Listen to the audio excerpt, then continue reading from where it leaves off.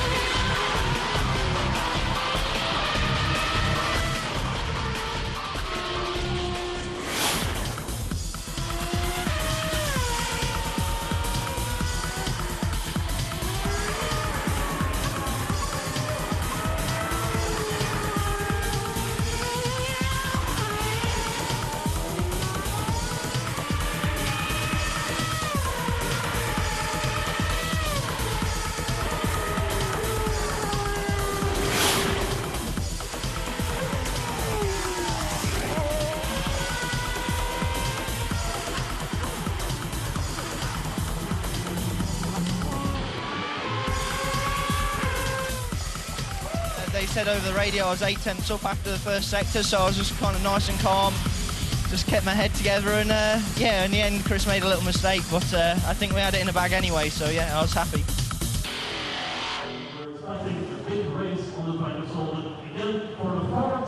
Superleague Formula Zolder. Thank you very much. Zijn jullie de hele opkomst? Fantastisch. Ik bedoel dus de hele Superleague-organisatie, maar ook Pik van Elk en heel zijn ploeg van harte feliciteren voor zo'n mooie shot. Craig, I know you managed to get pole position yesterday. Just tell us why you're in a different position here on Sunday. Because the engine stopped at the end of the pit lane. We got outside assistance, so that was basically why. And I guess a few of the other teams were a bit sore, so they complained, and that was it. I got put to second, really, but we'll beat them on the track today. Best of luck, thank you.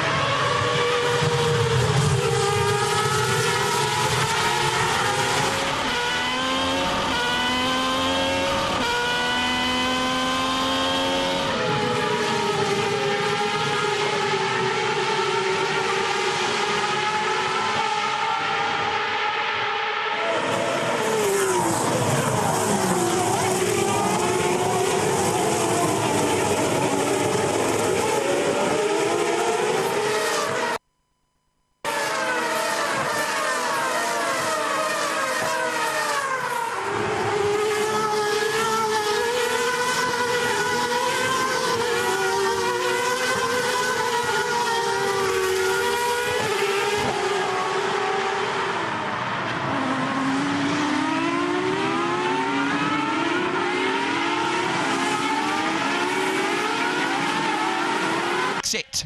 Yeah, John Martin's actually lost the position, and John Martin's all over the back of the South Korean car.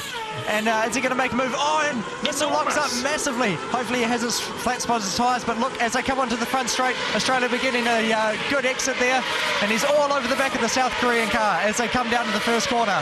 So looking now to see whereabouts the drivers might be starting to use their push-to-pass soon.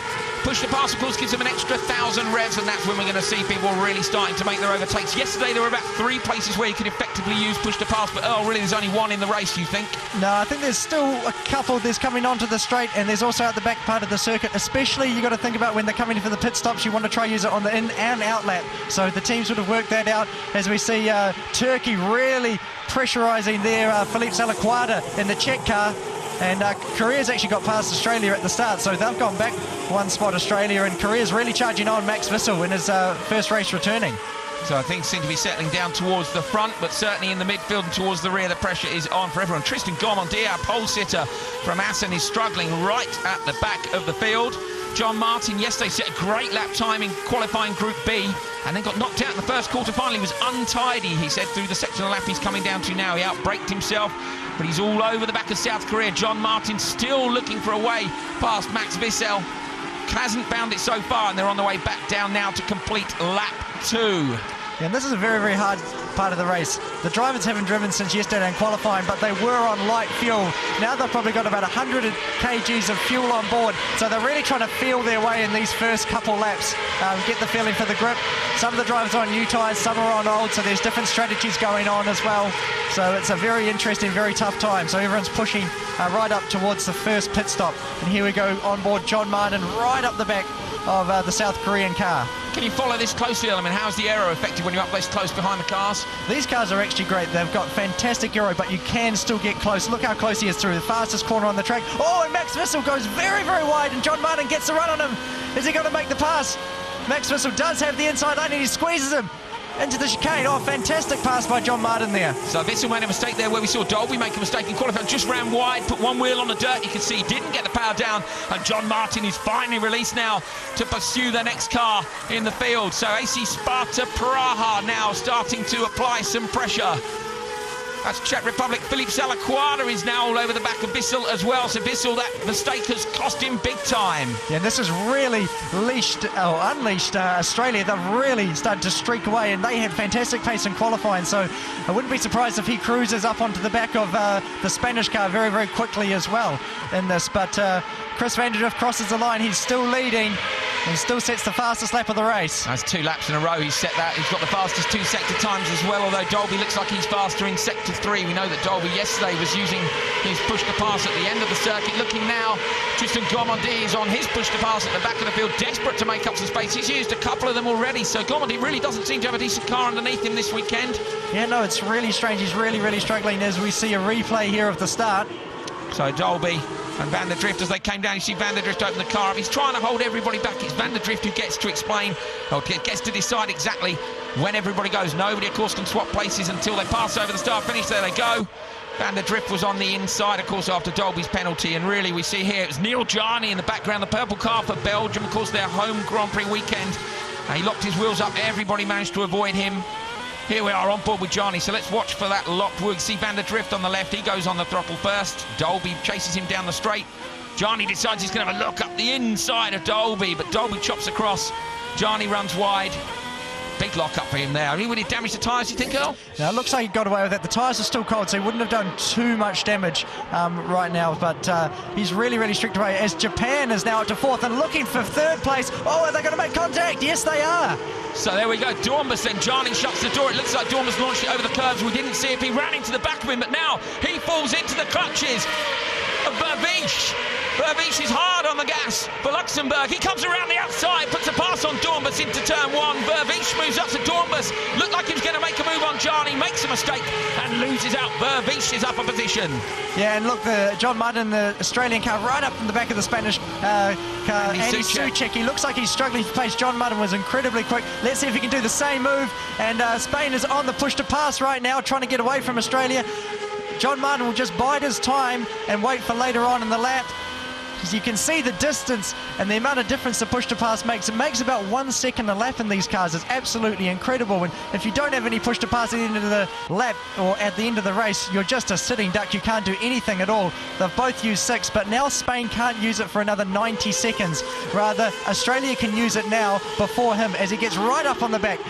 Looks like Andy Suchek's really struggling. Australia's got fantastic pace. So we'll be watching our screens now to see whether or not we can see on our timing screens exactly when they press the push to pass. Australia, you can see, has been faster on the last couple of laps. He's been taking a lot of time out of Suchek, and now he comes around that right-handed hairpin at the bottom end of the circuit, and it's hard on the gas towards the chicane, which just comes onto the start-finish straight. We can see Neil Jarney's gone push to pass, and also Craig Dolby too. Suchek now really causing a traffic jam behind him.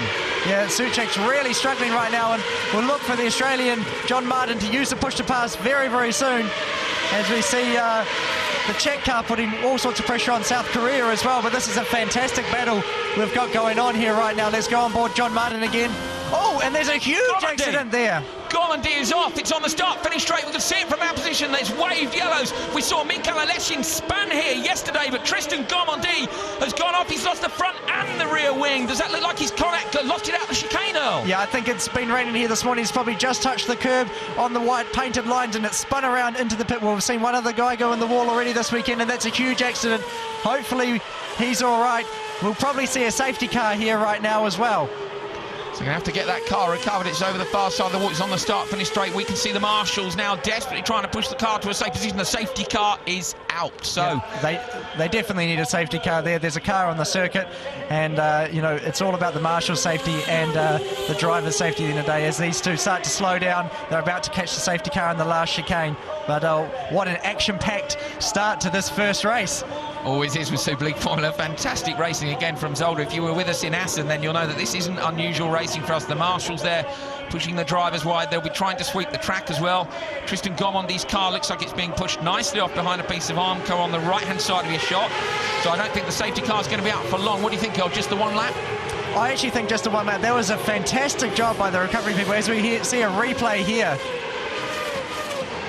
Camera swings back up, and Gormandy, yeah, definitely in with the front end, then the back end, both wings off. Do you think they're going to be able to get that car repaired, Earl? No, I don't think it's going to be able to go back to the pits. It's actually on our side of the circuit, as we see if we can see it in the background. Oh, yes, right there, a huge impact with the front there. But no, I think he's going to be out for the day. Unfortunately for Tristan Gormandy, he just doesn't get any luck right now. Well, he hasn't had a very good weekend, as we say. He was our pole man from Assen. He didn't get the job done yesterday. He was right at the back of the grid, apart from Aleshin, who we saw went off, in fact, in exactly the same place as Gormandy in free practice 2 on Friday. But Tristan Gormandy then, an appalling weekend, hasn't found form at all, and now it looks like he might be out in the first race. Of course, these three races are very close together indeed, so the teams don't have long to repair the cars, and that's so they can get the car back. Yeah, and the safety car will be coming in this lap. The lights are out on the safety car, so the guys are going to go ready and racing. This is going to cause a little bit of chaos before the pit stop, because the cars are really bunched up now. It's going to even emphasise more how much of a team sport this is, and the teams are going to really have to do their job in the pit stop not to lose some positions.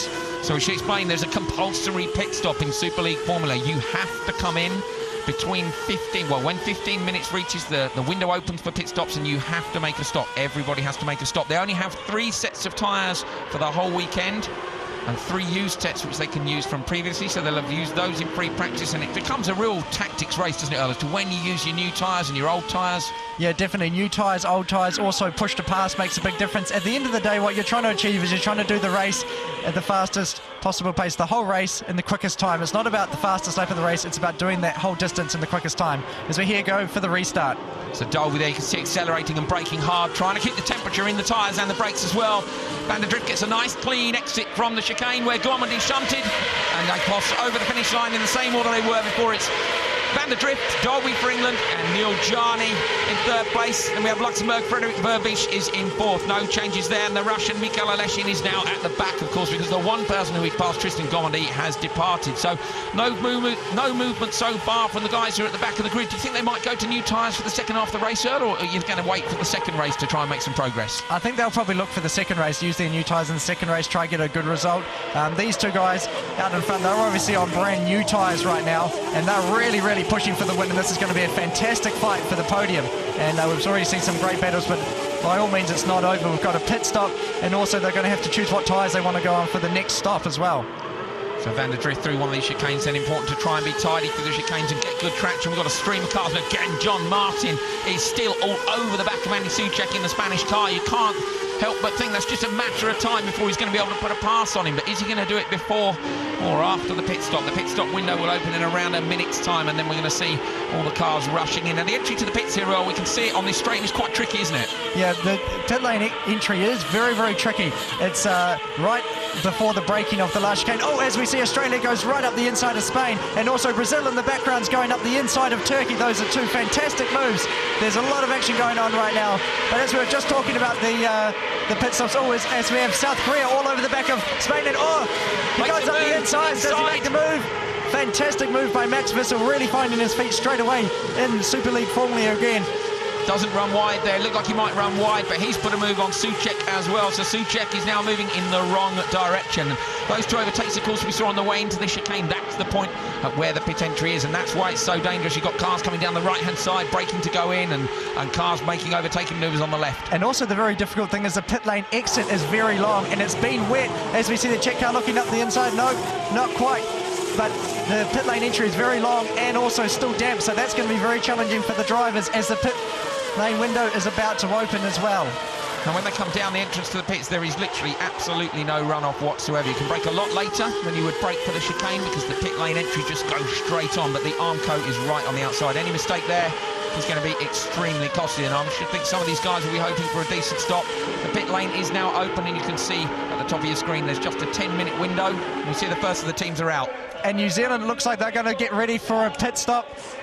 So this is very important, and New Zealand's continued, and England's in. England is in the pits right now, and Belgium. Neil Jarney as well. I think we can see, is it Frederick Verbies behind that? Robert Dornbus as well. 4 cars in, Verbies right up behind Neil Jarney. They're all on the pit lane limiter. Soucek comes in. He had a bad balance on the car, and it looks as though at the back we've got Philippe Salaquada in too. Yeah, and everyone was very, very close right there, so it's going to be down to these pit stops. Positions could change right now. Very, very important. So opposite us, the pits, Dolby pulls in on the jacks. One guy per wheel, and one at the front and the back on the jacks. Tyres are on. Do they look like new boots to you, Earl?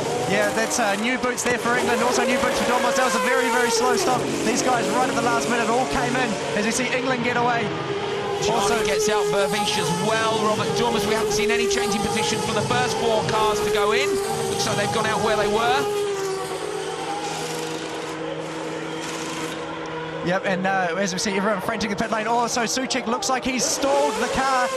These cars don't have a starter motor, so you've got to bring everything back out from the garage, or maybe he has a problem, but that's a shame for Andy Soucek and will certainly damage his position in the race.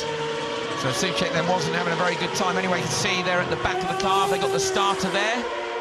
Looking at the dash as well, there's some data for them on the steering wheel.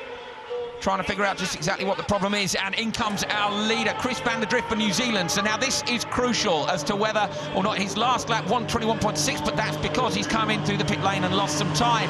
He's going to try to get the stop done. Yeah, so we need to be watching where England is coming as well. England's just coming out of the second last corner, so it's going to be a crucial stop for the New Zealand team. They are a very, very quick crew, but this is for the lead of the race, and new boots going on to the New Zealand car there. And Australia's coming as well. When England, the English car's coming along the start, finish straight. Can he get in front? So Craig Dolby is down the start, finish straight.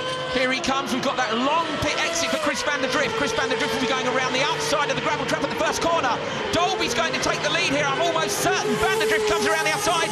That's it. Dolby's on the right-hand side of your screen. He takes the lead. It was a better stop, it seems, by England, or maybe a better out. Jarney goes through as well. Chris van der Drift loses 2 places in the first of his pit stops. Dornbus comes out just in front of Boorman, and we can see John Martin for Australia coming out in the rear there as well. Yeah, that's just how important it is to get the early stop. Basically, the undercut, using the new tyre and the push to pass to get in front, and that's a great example of teamwork. You see New Zealand leading, and now they're all the way back and forth. Third, and Luxembourg's all over the back of him. His tyres are warm, and he's been pushing, but New Zealand's getting right on with the job. Chris van der Drift doing a fantastic job in that car. So great tactics by Dolby and his team then. yeah, great tactics, very, very quick. The pit lane just opened and they knew they had to dive in straight away, rather the New Zealand car just missed the pit lane for that lap, and that could have cost him effectively the race lead, but he does have a very quick car underneath him. But this is fantastic racing, very, very close. It is indeed. Now we're seeing coming into the pits, it's Turkey. Here comes Brazil now around the outside. This is Antonio Pizzonia, who is still hasn't pitted, it seems, and so he's still in the lead at the moment, along with Turkey and Russia. But Turkey and Russia are in, so once the stops are done, we should see Dolby back in front. Dolby did most of his early racing here in Belgium. He knows the track very well. As you see, these two drivers, Mikel Elation and Duncan Tappy, they're both going on to old tyres because they want to save their tyres for the second race with the reverse grid. They will be at the front for that race, so that's very important. As we see the Turkish car coming out, very, very slippery on the pit lane exit as well, you can see there. And as they drop back down the order, they're going to drop down, but the Brazilian car's still out front. I think they're going to go very, very long on their strategy, see if they can jump a few cars. Well, going to be interesting to see. Not going particularly well in qualifying yesterday. Pizzonia, he had a big sideways moment for him as he comes out the hairpin there. Maybe those tyres are really past their best. They only do around 4 laps at their best, and yesterday that was what cost Pizzonia in qualifying. He never got a clean lap in. He doesn't pit again, so Pizzonia going for a very long first stint. He carries on round. He's got another 5 or so minutes, so another 2 or 3 laps where he could come in. Yeah, I think maybe another 2 or 3 laps and then he'll be in the pits, but he's really struggling with tyres as Andy Soucek comes back out of the pit lane, but that's really, really ruined his race. I'm not sure what went on there, but that's a great shame. We'll have to find out some more information later on. As we see the English car, Craig Dolby, he's just waiting for these others in front of him to make his stops, and then he'll effectively take the race lead. But he's very quick. He's set the fastest lap of the race, the previous lap on push to pass. He's got brilliant speed right now. He's got a big gap as well. I'm in the front end now. The top 3 seem to have spread out and settled in quite nicely. Craig Dolby, Neil Jarney, and then behind him, New Zealand, Chris van der Drift, who of course started on pole. So Craig Dolby now has undone the damage that was done by the stall in the pit lane yesterday, and he's back at the front, aside from Brazil's Antonio Pizzonia, who still has to pit. Looking at Pizzonia's lap times, he's a good 1.7 seconds a lap down. This isn't going to work as a strategy, is it, Earl? No, I don't think the strategy is working right now. He's losing a lot of time. He really needs to pit as soon as he possibly can. You know, some of the guys now, New Zealand's in the 8, doing 1 minute 18, so almost 2 seconds a lap faster. So that strategy really isn't working. He needs to get in onto some new tyres and keep going from there. But is he going to come in this lap? No, he's going to go for another lap. So 1 more lap for the Brazilian car, hopefully, and then he'll be in the pit lane.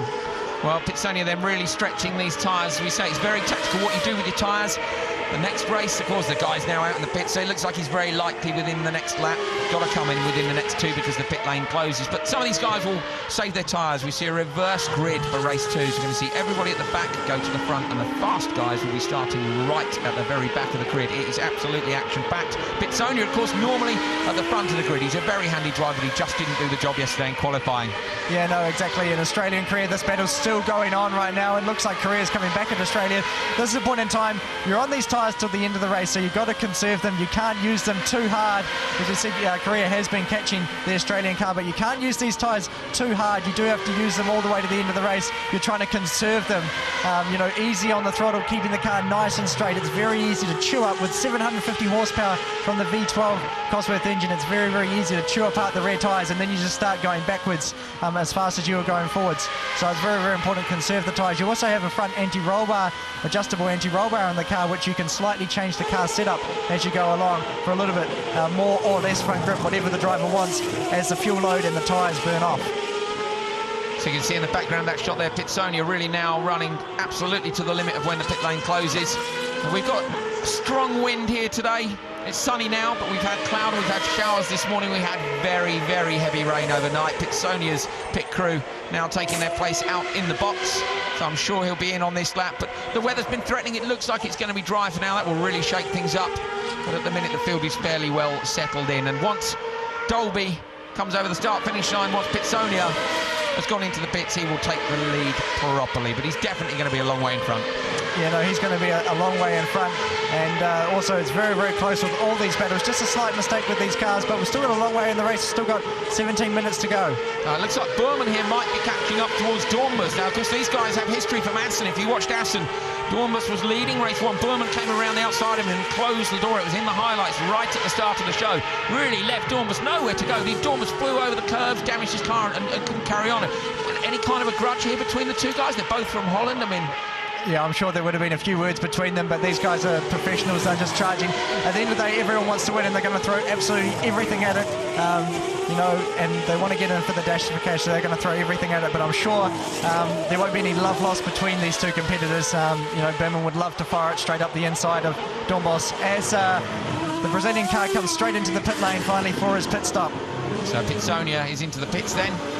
The last man to stop, currently leading, but we've seen from his lap times, although his last lap was his best lap, he won't be taking the lead. Dolby comes through and will be taking the lead in just a few moments' time. He's at the final chicane, and we're on board with Pitsonia now. That battle that was really hotting up was Burman in 7th, chasing down Dornbus, who's in 6th for Japan. Now close up here, the action in the pits. These guys, the pressure is really on for them. It looks like he's sticking on another set of used tyres there. Yeah, another set of used tyres, just conserving it all for the second race this afternoon, trying to get a good result for the car, because in Superleague Formula, you can never say die. You know, you can start at the last in the first race, effectively swap what you're doing. Think as the first race is your reverse grid race, and then your second race is your first race, where you're going to have a good position and make a good pit stop. Good position and try and get into the super final. So everything's not lost. You always have to be pushing every single lap, and when the guys don't get out of the cars for 2.5 hours, it's actually effectively longer than a Formula 1 race. So it's very, very tough on these guys. They really have to be athletes inside the cars. So we changed the format for Superleague Formula for this year. Now you get all 3 races within 2.5 hours. All of the action, of course, it makes it very hard work for the teams. We'll take a look at just how tricky it is for them later on today.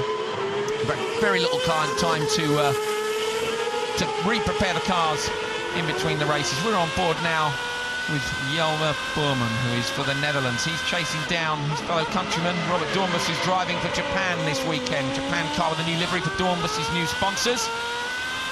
And Burman now, he's got close up behind him. Looks like the Japanese car, Rob Dornbus, is using his push-to-pass to try and make a bit of a gap there, so he's using his push-to-pass at the back of the circuit. We saw Vervish and Dolby use their push-to-pass at that part yesterday to make very good time, didn't we? Yeah, no, definitely. You've got push-to-pass in this championship, and push-to-pass is, yes, used to pass, but it's also used to gain lap time. You can use it to defend. So effectively, if you've got someone behind you, you can get on push-to-pass and pull away from them by about for 1 second over a lap. So it's a good defending tool as well, and it's always a bit of cat and mouse. How many push to pass are you going to have left? And as we can see in this battle, the Japanese car only has 2 push to pass left as he really struggles through the fast corner there. Burman's car really looks nicely hooked up there, and yeah, it's really a bit of a cat and mouse game. I think Burman in the end might get the best of the Japanese car. Burman's still 5 push to passes left, which is almost worth 5 seconds in the race distance. So this is going to be a tough battle, but a race long battle, I think, between these two. The track's very, very narrow. Fantastic on-board action there with Jelmer Burman. We're almost on board for the entire lap, and you can see the characteristics of this circuit up and down. We've got the pit lane times on board for you there, and of course Craig Dolby for England taking the lead, and we can see why their pit stop was almost a second quicker than anybody else from the looks of things. 33.598 seconds was the time for the pit stop for Craig Dolby. He leapfrogged New Zealand and went into the lead. And in fact, New Zealand dropped behind Belgium as well. Neil Jarni, who crosses the start-finish line, the purple car on the left, the Belgian car, which is on its home track here. I'm sure Neil Jarni will be very proud to race for them in their own country. Frederik Vervish, Belgian driver, of course, at home, racing for Luxembourg. New livery on the car again.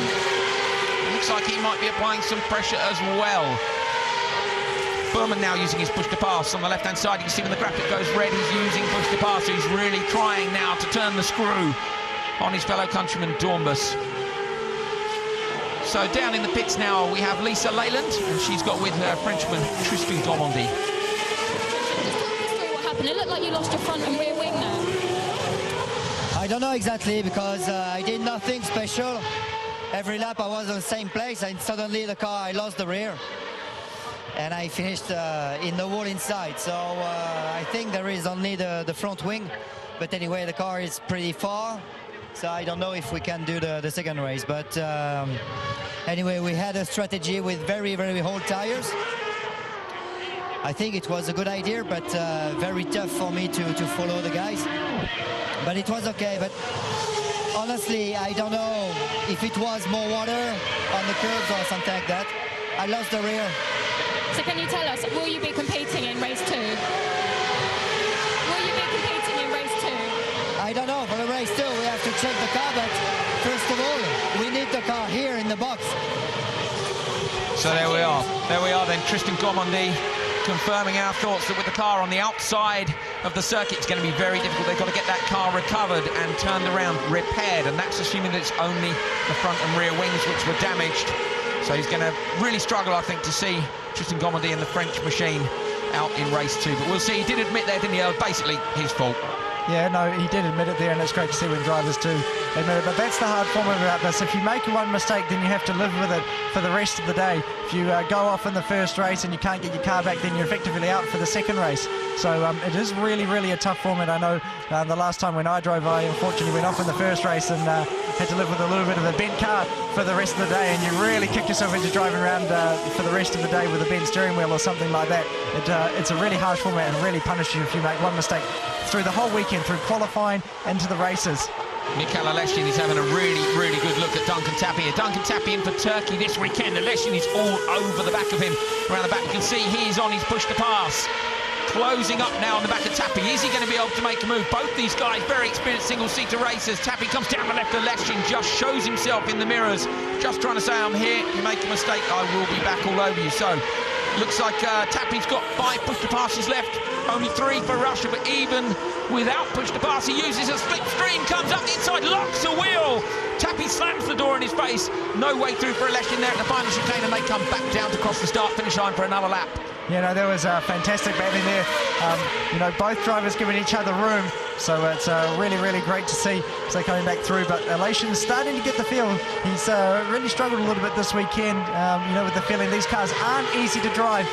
With most single-seaters, they're very, very light, about 600 kgs. But these cars are up around 900, 950 kgs in weight. So they are a completely different feeling sometimes for a driver. And it does take a little while when we have limited testing, only 40-minute sessions. So it's not easy to come in with the top-class quality field that we have here to all of a sudden go out and win or get on the podium. It's not easy. Now the chicane, we see that the guys have just come through there. I mean, Aleshin went off there in qualifying, didn't he? He left himself only 1 lap and didn't really account for the weight of the car. He also span it on the exit of the chicane onto the start finish, exactly where Gomondi went off. So he has taken his time. Now he's had a bit more time in the car. It looks like Mikael Aleshin has his head around the feeling for it. Tapie's made a small gap now between the two of them. But the battle will continue, I'm sure, with 9 minutes 17 seconds left to race. We have a 40-minute race and then finishing the lap you're on. And we can see the overall push to passes here. Craig Dolby only has 1 left, but I think, to be honest, looking at his lead, he should be okay. He's got a gap of around 2.9 seconds over Neil Jarni from Belgium. Their last lap's very, very similar indeed. Yeah, this is Superleague Formula. Anything can happen, everything can change in the blink of an eye. You know, we've seen guys almost certain to win races and all of a sudden it just falls out of their grasp. But we've got fantastic battles still going furiously, and it only takes, you know, 1 position to make the super final. Every position counts. You've really got to push the whole way. You know, sometimes you're in the second race and it's really push, push, push. You just have to get the guy in front of you, and it's very difficult. But we see England, Craig Dolby looking very smooth out front, and Neil Jarni doing a fantastic job here as well. But he's slightly, he didn't catch him in the last lap, but he has been slowly closing that gap. He's still got 2 push to pass left as well compared to England's 1 push to pass, so he's still got a little bit more up his sleeve, but it's going to be a hard ask to push all the way to the end. Now looking there, we can see England and Belgium have moved up a place each. Chris van der Drift dropped from pole down into 3rd, losing 2 places. Luxembourg, Japan and the Netherlands have all stayed where they are. Australia and Korea up 1 each, and Brazil and Turkey up 2. But that, of course, is because of Suchet's problem. Spain there, you can see he was in the pits for a very long time. And Tristan Gomondi for France, who threw it off at the final chicane. On board very briefly there with Chris van der Drift. Look at Van der Drift's car here, Earl. This is a new design for this weekend, isn't it? Yeah, no, it's a new design, new livery. He's carrying the Moku design on the front. You can see the front there looking almost like a Stingray design. Tiako Amari, it's called, for the discovery of New Zealand. Also the front nose is representing war and charging through. And there's also another part of the car which is guidance for the lost traveller as well. So they're helping him through the race right now. So it looks like he is closing the gap slowly. New Zealand is closing the gap on Neil Jarnier. We saw the splits a moment ago, and it was green for the previous two. So he's closing up on Johnny. He's also got a couple of push-to-passes left, so it's not over just yet. Luxembourg there, Frederik Vervisch is on the push-to-pass right now. That's why the graphic is red. He's closing up on Chris van der Drift for New Zealand. You can see Chris has several push-to-passes left, so he's really applying the pressure now. Vervisch, Frederik Vervisch, the Belgian driver, driving for Luxembourg, comes up behind. We see Dolby now coming round to lap Souček. Souček losing an enormous amount of time. In fact, he's 2 laps down already. Yeah, no, Souček definitely had a problem. And now New Zealand's on the push-to-pass, while Luxembourg doesn't have the push-to-pass. So this will be a quick lap by the New Zealand car here. Try use push-to-pass throughout most of the lap. And as we go back on Vervisch, you can see the gap that he pulls by pressing the push-to-pass. It's a big difference. You know, it's really hard to explain if you haven't driven the car before, but, you know, it's up to 10 to 12 Ks in a straight line. And, you know, that makes a massive difference. If you're standing, you know, walking, and then someone comes running past you, that's the difference about, you know, about 10 Ks. So you imagine 12 Ks in a race car when you're talking tenths of a second between these guys. So it is a huge difference. And we see the Japanese car really pulled away from the PSV car. I imagine he might have used his tyres early on in the race, but we go on board Frederik Vervisch. Let's just listen through the chicane.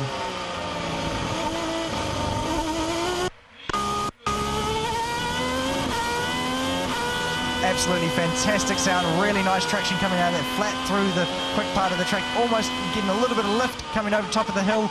He's just 0.004 of a second slower than Chris van der Drift on that last lap, but very close. You see the wheel spin coming out.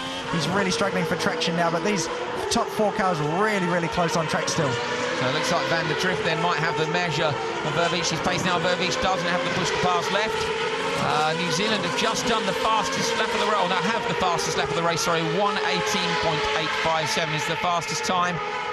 So it's a great lap from Van der Drift at some point during the race.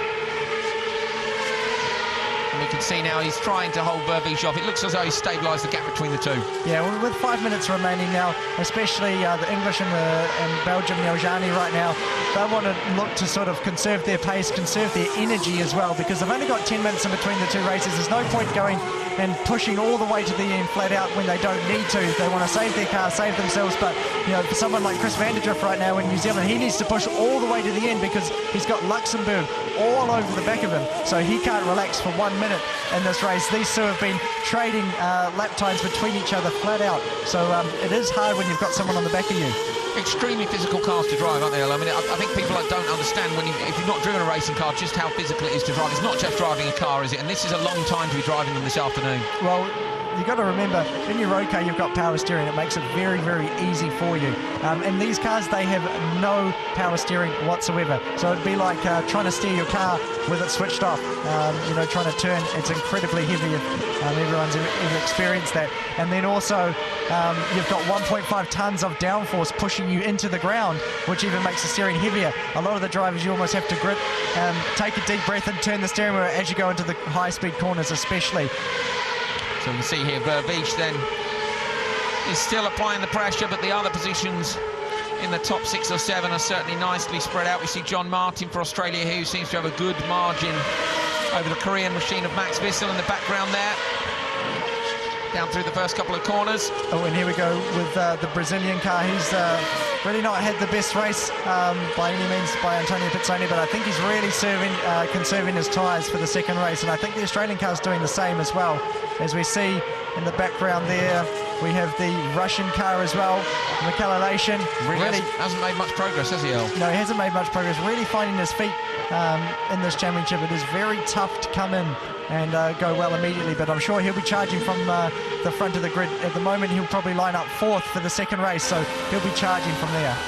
Now, Leshien's going to be interesting as well when we see him from the front. Of course, he can usually push the pass to defend, and if he's starting from the front of the grid, then Leshien's going to have to deal with the tactics of the guys behind using push to pass and being amongst some of the slower runners from this race 1. We have 2 minutes 50 to go on race 1. It's been our first 40-minute feature race of the second Grand Prix weekend of Superleague Formula Nations Cup 2011. We had an enormous amount of action at round 1 in Assen, and this first race here hasn't disappointed. We've lost Tristan Gomandy for France. He's spun into the wall. Andy Souček has had a problem and spent a lot of time in the pits, but everybody else has been racing for the entire length of this race. We have only 2 minutes 30 to go now. Yeah, 2 minutes 30, I'd imagine only 1 or 2 more laps left in this race. Not long to go at all, as we're still following McCallelation around the lap.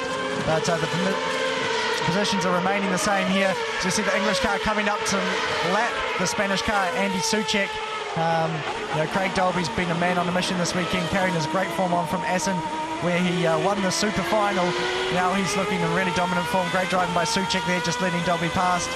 But that car looks really nice. See how hard it is there. You can see the effort going into the steering from Dolby, using the paddle shift on the back of the steering wheel. Of course, these cars paddle shift with 6 speeds. You only need the clutch to pull away. He didn't do a very good job of the clutch yesterday, did he? Stalling the car, and of course that was what cost him pole position in the end. Yeah, no, that small mistake cost him pole position in the end, but he's a man that's clear-headed, always charging. I love this guy. He's got a fantastic driving style, just charging from the back. Watch race 2, he'll be up fighting everyone sideways, whatever he can, round the outside. He'll be charging through. And then you can see in the background the Belgium car, Gianni doing a fantastic job in the home car, and New Zealand and Luxembourg really close right now. Vervees still trying to apply some pressure to Chris van der Drift. Van der Drift, of course, started from pole position, but has dropped back into 3rd place with a not great pit stop. Dolby got the jump on him with the pit stop. John Martin for Australia comes down and crosses over the line with only a minute of racing to go. And in the background there, North Korea, that's Max Vissel. Vissel returning to the championship. Pitsonia, who we know has written this race off, and looks like he's just going to try hard in race 2. And finally bring up the rear of the field there, we've got Duncan Tappy for Turkey and Mikhail Aleshin for Russia. So Tappy not having a great weekend. Of course, he started badly in Assen, but went on to win race 2 in the Japanese machine, so don't count him out just yet. Yeah, and as we go through the order of the race right now, we see England leading by 4 seconds from Belgium, New Zealand, and Luxembourg with only 25 seconds to go. The race is really starting coming towards the end. Is he going to make it around for another lap, do you think, Earl? I think there might be 1 more lap in this race, quite possibly. I think right now he will be crossing the line. Yep, he'll make 1 more lap. So this here effectively will be the last lap of the race. There we are, the guys holding up the rolled up checkered flag, save the drivers. 1 more to go. And unless Dolby makes a mistake, it looks like it's going to be his race for the taking. Robert Dormus there in the Japanese machine, followed by Yoma Burman. Burman was applying pressure to him halfway through the race, but that seems to have disappeared as the car has either come to Dormus or gone away from Burman. Craig Dolby now heading round, just got to finish this lap off. Nervous time for the teams. They'll all be hoping they won't have any problems just on this final lap. Yeah, but he sounds like he's really cruising at home right now.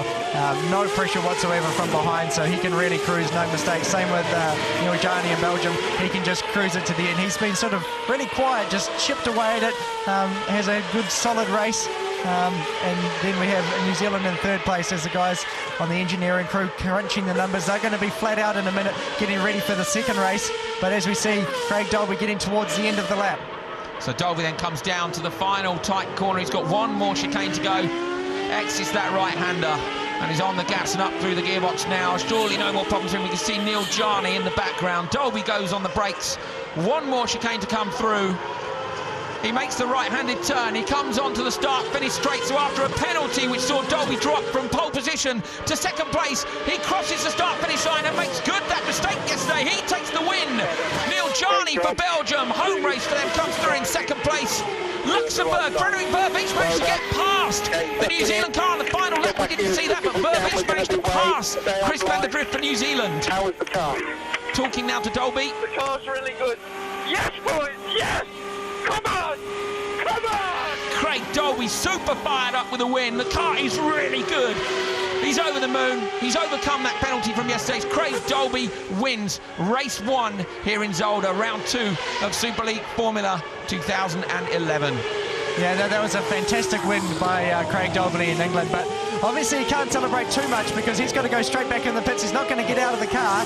He's just going to stay in the car, go straight away back and out to the next lap of the next race. He's got to think what he wants.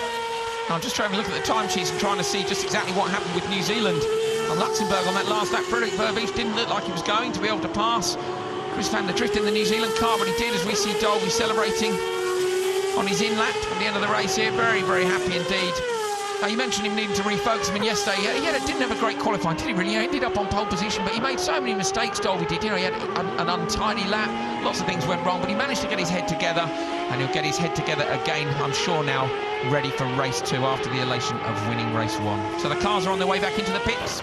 And here's the results from race 1. So England's Craig Dolby wins the race from 2nd place on the grid. Neil Jarni we saw moving up. Belgium Arisiandalet, he takes 2nd. And Frederik Vervisch on the last lap, we think, passing Chris van der Drift for New Zealand. Robert Dornbus takes 5th place for Japan. And Jelmer Boerman for Netherlands, PSV in 6th. Couldn't manage to catch up with Dornbus as the race went on. Australia's John Martin in 7th. Max Bissell made some progress for South Korea in 8th. Pitsonia ends up in 9th despite not using any new tyres in this race, and Duncan Tappy, who looks like he's still struggling slightly with the balance of the car, for Turkey in 10th. Aleshin in 11th place, Philippe Salaquada in 12th, and then we saw Andy Soucek, of course, spent several laps in the pits, and Tristan Gomondi, whose car is currently stranded on the outside of the circuit after going off in race 1. Here we are then, this is New Zealand, and Vervisch just blasts around the outside of him there. Did Vervisch have any push to pass left, Earl, or do you think he's just slipstreamed him out of the hairpin there? I'm not sure. It looks like he might have gone on push to pass. Here we go. Vervisch then comes out. New Zealand on the right-hand side of the car, closing speed there's enormous. Is that a problem for New Zealand, do you think? I'm not sure. There might be a problem, but, you know, he might have been on push to pass. He did have 1 push to pass left. New Zealand still with 2 push to pass left, but, you know, a great shame for Chris van der Drift, but a fantastic result from Luxembourg. So the car's now being pushed back into the garages. Short turnaround, and they'll be back out again for race number 2. Of course, race number 2 will be a reverse grid, so we'll look forward to seeing that. And from our results, it would be Tristan Gomondi who will be on pole position for race 2 if the team can get the car back. So these guys have got 20 minutes to prepare the car. The French team have got 20 minutes to recover the car and repair it. Well, it's not really 20 minutes. It's about 10 minutes, because remember, the pit lane opens in 10 minutes time, and then it shuts 10 minutes before the race. So they've actually got to go to the grid. So they've only got about 10 minutes to replenish themselves, refuel the car, decide what tyres are going to do, what setup changes they're going to make. It's really, really flat out, as you see some of the drivers jumping out straight away. So here we are then. We had a great race 1, and we're going to look at the highlights of that now. So coming down onto the start-finish line then, Chris van der Drift for New Zealand set off hard on the gas, and we saw Dolby in 2nd place. Neil Jarni locked his wheels up heavily into this first corner. He managed to avoid everyone, and everyone managed to avoid him, and he stayed in 3rd place as he went through turn 2. Dornbus was stalking him. You can see here early on in the race, Dornbus tried to go up the inside, but Jarni shut the door, and Dornbus had to take to the curbs. Big spin for Tristan Gomondi for France. Shocking weekend for him. He knocks the front and the rear off the car, and that car yet to be recovered. Safety car came out. That bunched the field back up. Van der Drift got away nicely. Dolby close behind Neil Jarni in the 3rd place. Now, Dolby then came very, very hard on into the pits. He managed to get the car in and get the fastest pit stop of all. And New Zealand's Chris van der Drift waited 1 more lap to get in. Unfortunately, that meant that Dolby had got in front of him. Neil Jarni, too, had taken up the 2nd place. Dolby crosses over the finish line and wins the race. So we have Lisa Leyland, and she's down in the pits. Craig, congratulations. I know you were the first to pit stop, so those tactics really did pay off to win that race. Yeah, I owe it to the boys. We knew we had the speed. We just didn't get the start. So I was following Chris, and I made sure on the in-lap we were fast, and on the out-lap we were fast. So, and the boys did a cracking pit stop. Absolutely awesome job by the Alan Docking boys. And yeah, it was an awesome win, really. It's, I think, what we deserve after a good weekend. I know your target today was to win all 3 races. You're well on your way to that, aren't you? Yeah, the first one's ticked off now, so yeah, we'll see. And I'd just like to say a big hello to everyone at home watching, my sister and my little niece Lily, and over in Canada as well, my auntie Sheila and Uncle Al are watching, so big hello to them. Thanks, Craig. Congratulations. So Craig, giving a few thank yous out there. It's a big team effort. He's got lots of support behind him, lots of supporters at home. It's a great win for Craig Dolby.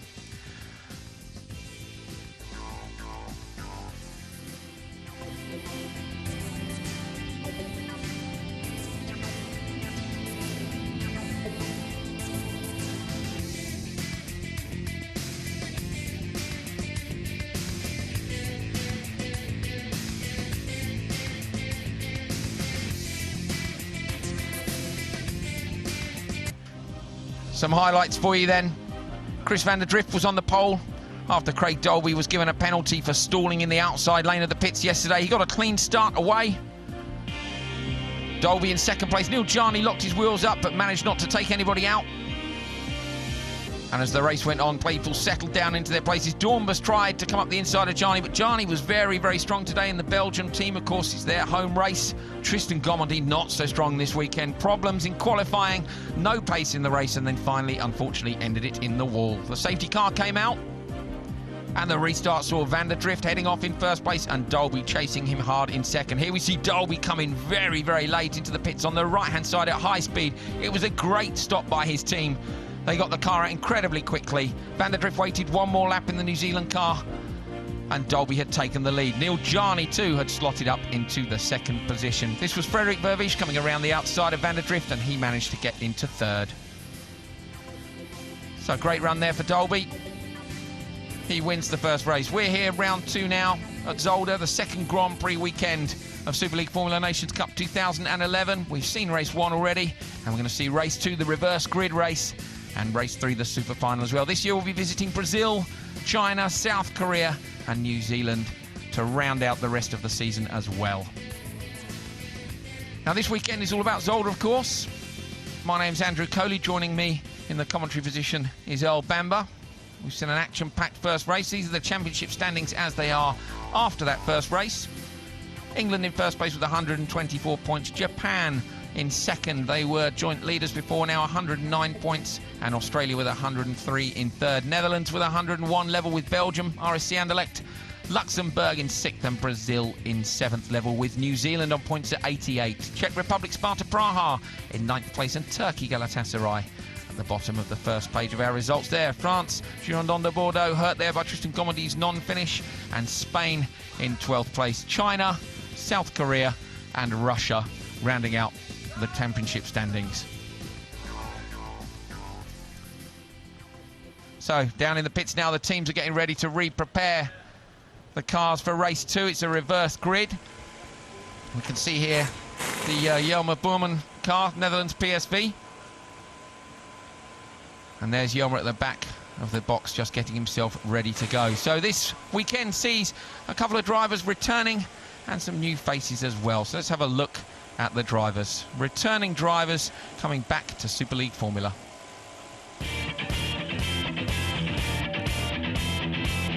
Round 2 sees the return of two Super League heroes, Max Wissel and Chris van der Drift, who after some amazing victories in 2010 and one spectacular crash, has returned to driving for his native New Zealand team.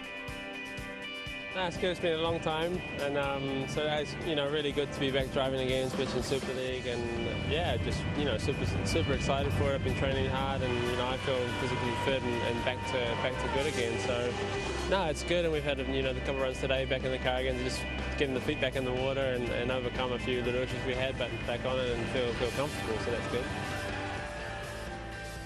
Driving for South Korea, Max is a driver who will always make an impact. We had the free tested driver last year here in the series, and also it's nice to see Craig, Jelmer and John, all the guys from last year again. And yeah, all come to me and say nice to have you back, and yeah, it's a good feeling. For me, for sure, I want to go back on the podium as I was in 2009, 2010. But if you finish around 5, 6, 7, I think will be good. Mikhail Aleshin is the unknown quantity to his competitors in the Team Russia car. He is well aware of the challenge he faces. It's quite challenging for me, the series. It's quite a lot of good drivers here, and I think that it's very competitive. We're going to see, it's not going to be easy. So there we are. Aleshin, it wasn't easy for him in the first race, but it was less easy for this man, Tristan Gomondy, with the French machine. They've managed to get the car back to the pits. You can see there the amount of pickup on the tyres from where he spun, and then the marshals, of course, have pushed the car off. They will be rushing like mad to see whether or not they can get this car re-prepared. Yeah, no, the guys are going to work flat out there. It's going to be a hard ass to get it back. They're going to replace the red crash box. They're trying to fix the rear wing in the background. It's not too much work to put these other bits. The main The main problem is if the car's damaged with the mechanicals. This was the incident in the background there. You can see Gormandi as he exits the chicane onto the straight, runs wide and hits the wall. Yeah, so if he's got bent wishbones, it's a big job. You can replace the wings very, very quickly, but if he's got some bent wishbones, but it doesn't look too bad. He might be a little bit crooked with the steering, but he might be okay. As we see John Martin already suiting up, getting ready in the car. His girlfriend there trying to replace and clean his visor as well for him. So then Gormandi may have a slightly out of balance car. I mean, Earl, you tapped the barriers in the first race, didn't you, in Assen, and you spent the rest of the weekend with a slightly bent car. I mean, it's drivable, isn't it? If he's got some damage to the suspension, Gormandi might be able to make it out if they can get the car ready. Yeah, at the end of the day, you want to be on the grid, you want to be driving. As we see Neil Jani getting back into the car. He had a fantastic first race, car nice and straight as Craig Dolby, race 1 winner, pulls out of the track. They've only got 5 minutes to make it out of the pit lane. Some of these drivers are still getting into the car, so they're leaving it very close, but you think you have a lot of time, and then all of a sudden someone's yelling in the garage, come, quick, get out in the car. So there's a lot going on right now. The teams are really rushing. You see the drivers diving into the cars. It's really like that, just quickly strap me in, get me out onto the grid. That's what it's like right now. It's a real rush for the teams. They're all running around. It's crazy time. So Pitsonia there having things like his radio intercoms plugged back into his crash helmet. He's got to get his Hans device on. 6-point harness. You can see he can't reach the harness for himself. When you sit in a single-seater car, you can't raise your elbows up high enough to do your harness up. Your engineer does it for you. The head restraint going on to Suchek. Busy time, isn't it? Yeah, it's very busy. You can see in the first race everyone was in a very relaxed manner. Right now everyone's rushing. You know, there's nothing slow about it. They're all trying to get the drivers in the cars, trying to get all the gear to the grid that they just had in the pits. You know, it's a real rush. Duncan Tappy looking very relaxed, organised in the car, but most are really rushing. Some of the cars already out on the circuit as well, but they're leaving it very, very tight. The pit lane's only open for another 3 more minutes before it closes. So looking now at the South Korea car of Max Wissel, they take the covers off those tyres. Going to see some tactics now as to who's decided to use new tyres in race 1 and in race 2. 3 sets of new and 3 sets of used for the weekend. Leaving it to the last minute to take those covers off. Maybe a bit of gamesmanship going on in terms of not wanting the other teams to see just exactly what tyres they're putting on. Neil Jani now, our second place man, leaves the pits, followed by Andy Suchek, who was in the pits for a very long time during that last race. Jani, of course, will start from the back of the grid with Craig Dolby, and we're going to see the fast guys fighting their way through. We're also going to see Mikhail Aleshin, the man you can see in the Russian vehicle there, his first time in Superleague Formula. Very, very good single-seater driver who's now going to be starting from where he normally expects to start on the grid, a bit further up, but wasn't a great performance in race 1. He's going to have to produce the goods if he wants to maintain that position at the front in race 2. Frederik Vervisch managed to take 3rd place on the final lap.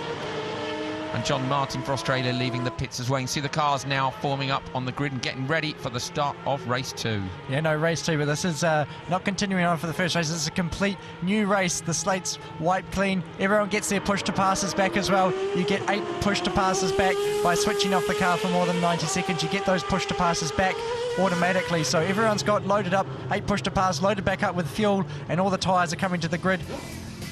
So here we are, this is the grid then. So this is the reverse grid for race 2. Tristan Gormandi for France, if they manage to get that car repaired, he will be on pole position.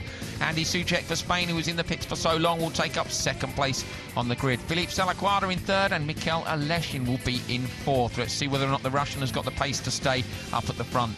Duncan Tappy, who struggled in race 1, but he did in Assen, and he went on to win race 2, so let's see what he can do from there. Pitsonia, who we know hasn't really used any new tyres in that first race. Max Wissel for South Korea, and John Martin for Australia making up row 4 of the grid. Jelmer Burman and Robert Dornbus start again on the same row of the grid, row 5 for those guys. Chris van der Drift from New Zealand and Frederik Vervisch on row 6. Vervisch taking that position off van der Drift on the final lap. And Neil Jani, 2nd place, and with a very strong lap in qualifying. Craig Dolby, who was on pole, penalised and put down to 2nd, and made up for it in the race and got himself back onto the top step of the podium. Gormandi is in the car. How long before the pits close? Is he going to be released into the grid or not? No, I don't think he's going to make it. He's got 30 seconds to get out of the pits, and he's still got the tyre covers on, nose cones off and everything. So he might make this race, but he might be starting from the pit lane, unfortunately, not the pole position where he should be starting on. Ironically, just thinking about it, he's had the most poles this year. He's up to 3 pole positions he started from. 2 pole positions in Assen, and now 1 more in the reverse grid race again in Zolder, but really no luck for the Frenchman. No, he just hasn't had a good weekend. He got the pole position, was extremely emotional when he got the pole position. In fact, he picked our co-commentator Earl Bamber here to pole in Assen. Then he went out, retired in the first race, so started from pole again in the second race. He was quick there, but he hasn't found the pace here. So those guys still rushing to get the car ready. The pit lane is closed on the timing screen. So now Comedy will definitely have to start from the pits. Yeah, he will have to start from the pits, but it'll be great to see if he does make it out. It'll be a great effort by the team to get it all fixed. There we go. The Jack's letting the car down. He was very, very close, but not quite quick enough to get out. But, you know, a little bit of shame. But the guys can take his time. It's important to take their time, make sure the car's nice and safe. At the end of the day, the driver's safety is paramount, and that's the most important thing in this situation, not just to rush the car out and miss something. And here we go. The Englishman, Craig Dolby, the man of the moment in the first race. What can he do in the second race? He had the same position almost last year. He finished second, but he actually had a big crash here last year, coming along the front straight at the start, and effectively was out and almost broke his wrist. So he's going to be hoping for better in this race. Now, nobody's ever won, have they, from the very back position on the grid? And Dolby said he wants 3 race wins this weekend. How do you fancy his chances, Earl? It's a big job to do from there. Yeah, no, it's a big job. You can win from the back, no problem. The hardest thing is to win 3 races in a row. That's the hard thing. As we see Neil Jani from Belgium, great job, nice and quiet man in the first race. He'll be very, very strong home race for that car. Now, with the tyre covers and things on the grid, how much gamesmanship goes on between the teams? You know, are they going to wheel tyres out on the trolleys under covers and try and hide what they do with their tyre decisions until the last minute, or will they be open about it? They're pretty open about it. At the end of the day, a tyre looks like a tyre, so it's really only that team that knows exactly what they're doing. If it's a new tyre, you can see what's a new tyre, but if they're old tyres, you wouldn't have no idea what mileage or how many laps they've done, so there's really not too much gamemanship. The main gamemanship is in the new tyres, who's going to use them, but I imagine the front row starters will have some. Here we go, Chris Vanderdrift. I know he's got no more new tyres left, neither does Craig Dolby, because they all used them in qualifying and the first race, so they might struggle a little bit, but I know some of the other guys have saved some because they went on old at the start of the race. Here we go, Zolder. Actually the French car now changing the front wing and started up, so great to see him back out.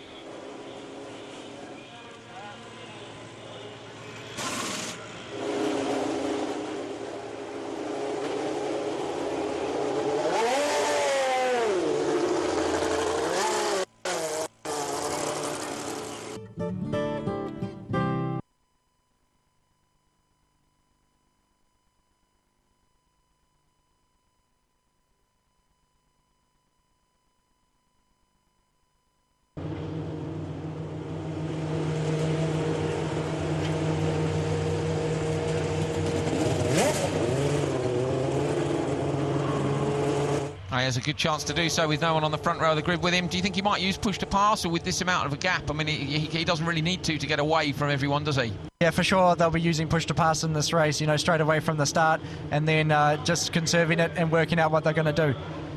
And it sounds like the Brazilian car's stalled on the grid. He's got a problem. So Pitsonia waving a yellow flag. We can see Pitsonia's car. You can see it now on the shot as well. Waving the yellow flag over Pitsonia's car. So saying that Pitsonia has stalled. So what is going to be the procedure here, Earl? Are they going to be allowed to restart the car on the grid? Or? No, what will happen here is it's past 1 minute, so they've got to leave the car. He's got to remain there. And then he's got to, everyone's going to pull away, and then they'll deal with the car after that. So there we are then. So Tristan Gomondi for Girondin de Bordeaux is starting from the pit lane. He won't be allowed to leave until the end, will he? And Pitsonia, if they manage to, he's on the left-hand side of the grid now. Pitsonia does manage to get away. Yeah, that was very, very strange. So there was a slight problem there. Obviously, he's fixed the problem. We'll see if that remains afterwards. But as we're looking through on the front row, obviously the front row man, Christian Gomondi, starting in the pit lane, and now Andy Soucek is starting off the front row by himself. Now, Lisa Leyland is down in the pits, and she's talking to the team manager of France, who's done such a fantastic job to get the car ready for this next race. So, Lisa. Andrew, I'm just here with Wim Kookaberries, who's actually the team owner of France. Team, tell us what actually happened, because there's a lot of work going on around Tristan's car then. Well, we did a gamble with Tristan to put him on very old tyres in the first race, to give him out, to give a good feeling in the car. And he was really on a good pace. He came out on the last chicane on the curbs, but there was a wet spot, and then that's why he went into the wall on the inside. Okay, thank you, and best of luck. There we are then, working very hard. Bit of tactics as well, they said, but good to go down at the end of the pit lane. Gomondi, how's he going to get his head around this, Earl? You know, a big problem. Will he have confidence in the car, or do you think he's going to take his time to find his feet with it?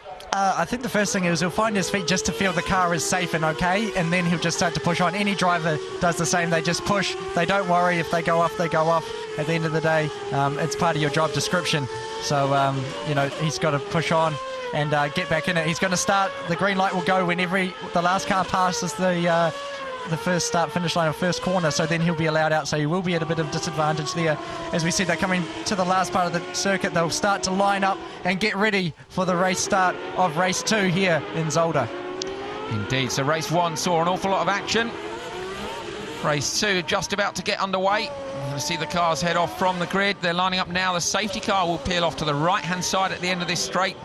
The left as we see it now, and he'll disappear into the pits. You can see the cars accelerating and braking. The drivers are now very eager to get going. Craig Dolby, race 1 winner, right at the back of the grid. See Max Vissel there looking up the inside. So Soucek has a clear run in the Spanish machine. No one's allowed to come past him. Tristan Gomondi is missing in the French car. He's on the gas and away. Down the left-hand side, Pitsonia gets an absolute flyer in the Brazilian machine. Moves up from 4th, and Leschin is down and around on the outside. Salaquada looks up the inside. Best start there from Pitsonia. He comes around and he's in second place. Andy Soucek is clear in front for Spain. Locked wheels in the background there look like Aleshin as well. John Martin now right up underneath the rear wing of the Russian machine. Aleshin chasing down Czech Republic, Sparta Praha. Is there a way through for him as they come round onto the back straight? He's going to get a decent run out there. Oh, a big moment again. That was Tappy again, exactly the same place where he had a moment in race 1. Yeah, it seems like there might be something down on the track as Russia tries to go around the outside there. You're not going to get around there. John Martin going like he might have gone straight ahead there. Yes, he did in the Australian car. So that's a bit unfortunate for him, but he's back on track as Japan are trying to make a move on South Korea. What's going to happen down to the braking zone? Is he up the inside? No, he's not. There's fantastic action. So Max Vissel, not Max Vissel, Spain, Andy Soucek leading. And all over the back of him, Antonio Pitsonia. Yeah, but Pitsonia, he was in front of the other cars when he came across the start-finish line, so we'll need to see if there's inquiry by the steward. You have to remain in position when you come across the start-finish line. But he was well ahead, already into second place, straight at the line, so we'll see if there's an inquiry by the steward. So we see Michael Aleshin up the inside of the Czech Republic car. Fantastic driving. He's on new tyres and really pushing hard right now. Great pace. So Philippe Salakada misses out there as the Russian Aleshin starts to show his true pace in these Superleague Formula machines at the back of the grid. We can see Neil Jarni and Craig Dolby still there, so the reverse grid means that the top 3 are right at the back. You can see them there, Chris van der Drift for New Zealand, Neil Jarni for Belgium, and Craig Dolby right at the back of the field. And then Tristan Gomondi, who had to start in the pit lane, is chasing them down as well. Not too much movement on these first laps. Yeah, there's a replay of this Mikel Aleshin coming past Philippe Salakada. Yeah, this is where he doesn't quite get past. It's really tight between the two. Just misses, but he gets him later on in the lap going into the last chicane is where he makes the overtake. Let's watch. So from Aleshin there, so applying a bit of pressure, and that's a distraction for Salakada, isn't it? When he's coming up the outside, he's applying the pressure and hoping for a mistake. And the problem for Brazil is what he hasn't done is he hasn't switched the car off, so he didn't switch it off for 90 seconds, so he has effectively no push to pass for this whole race.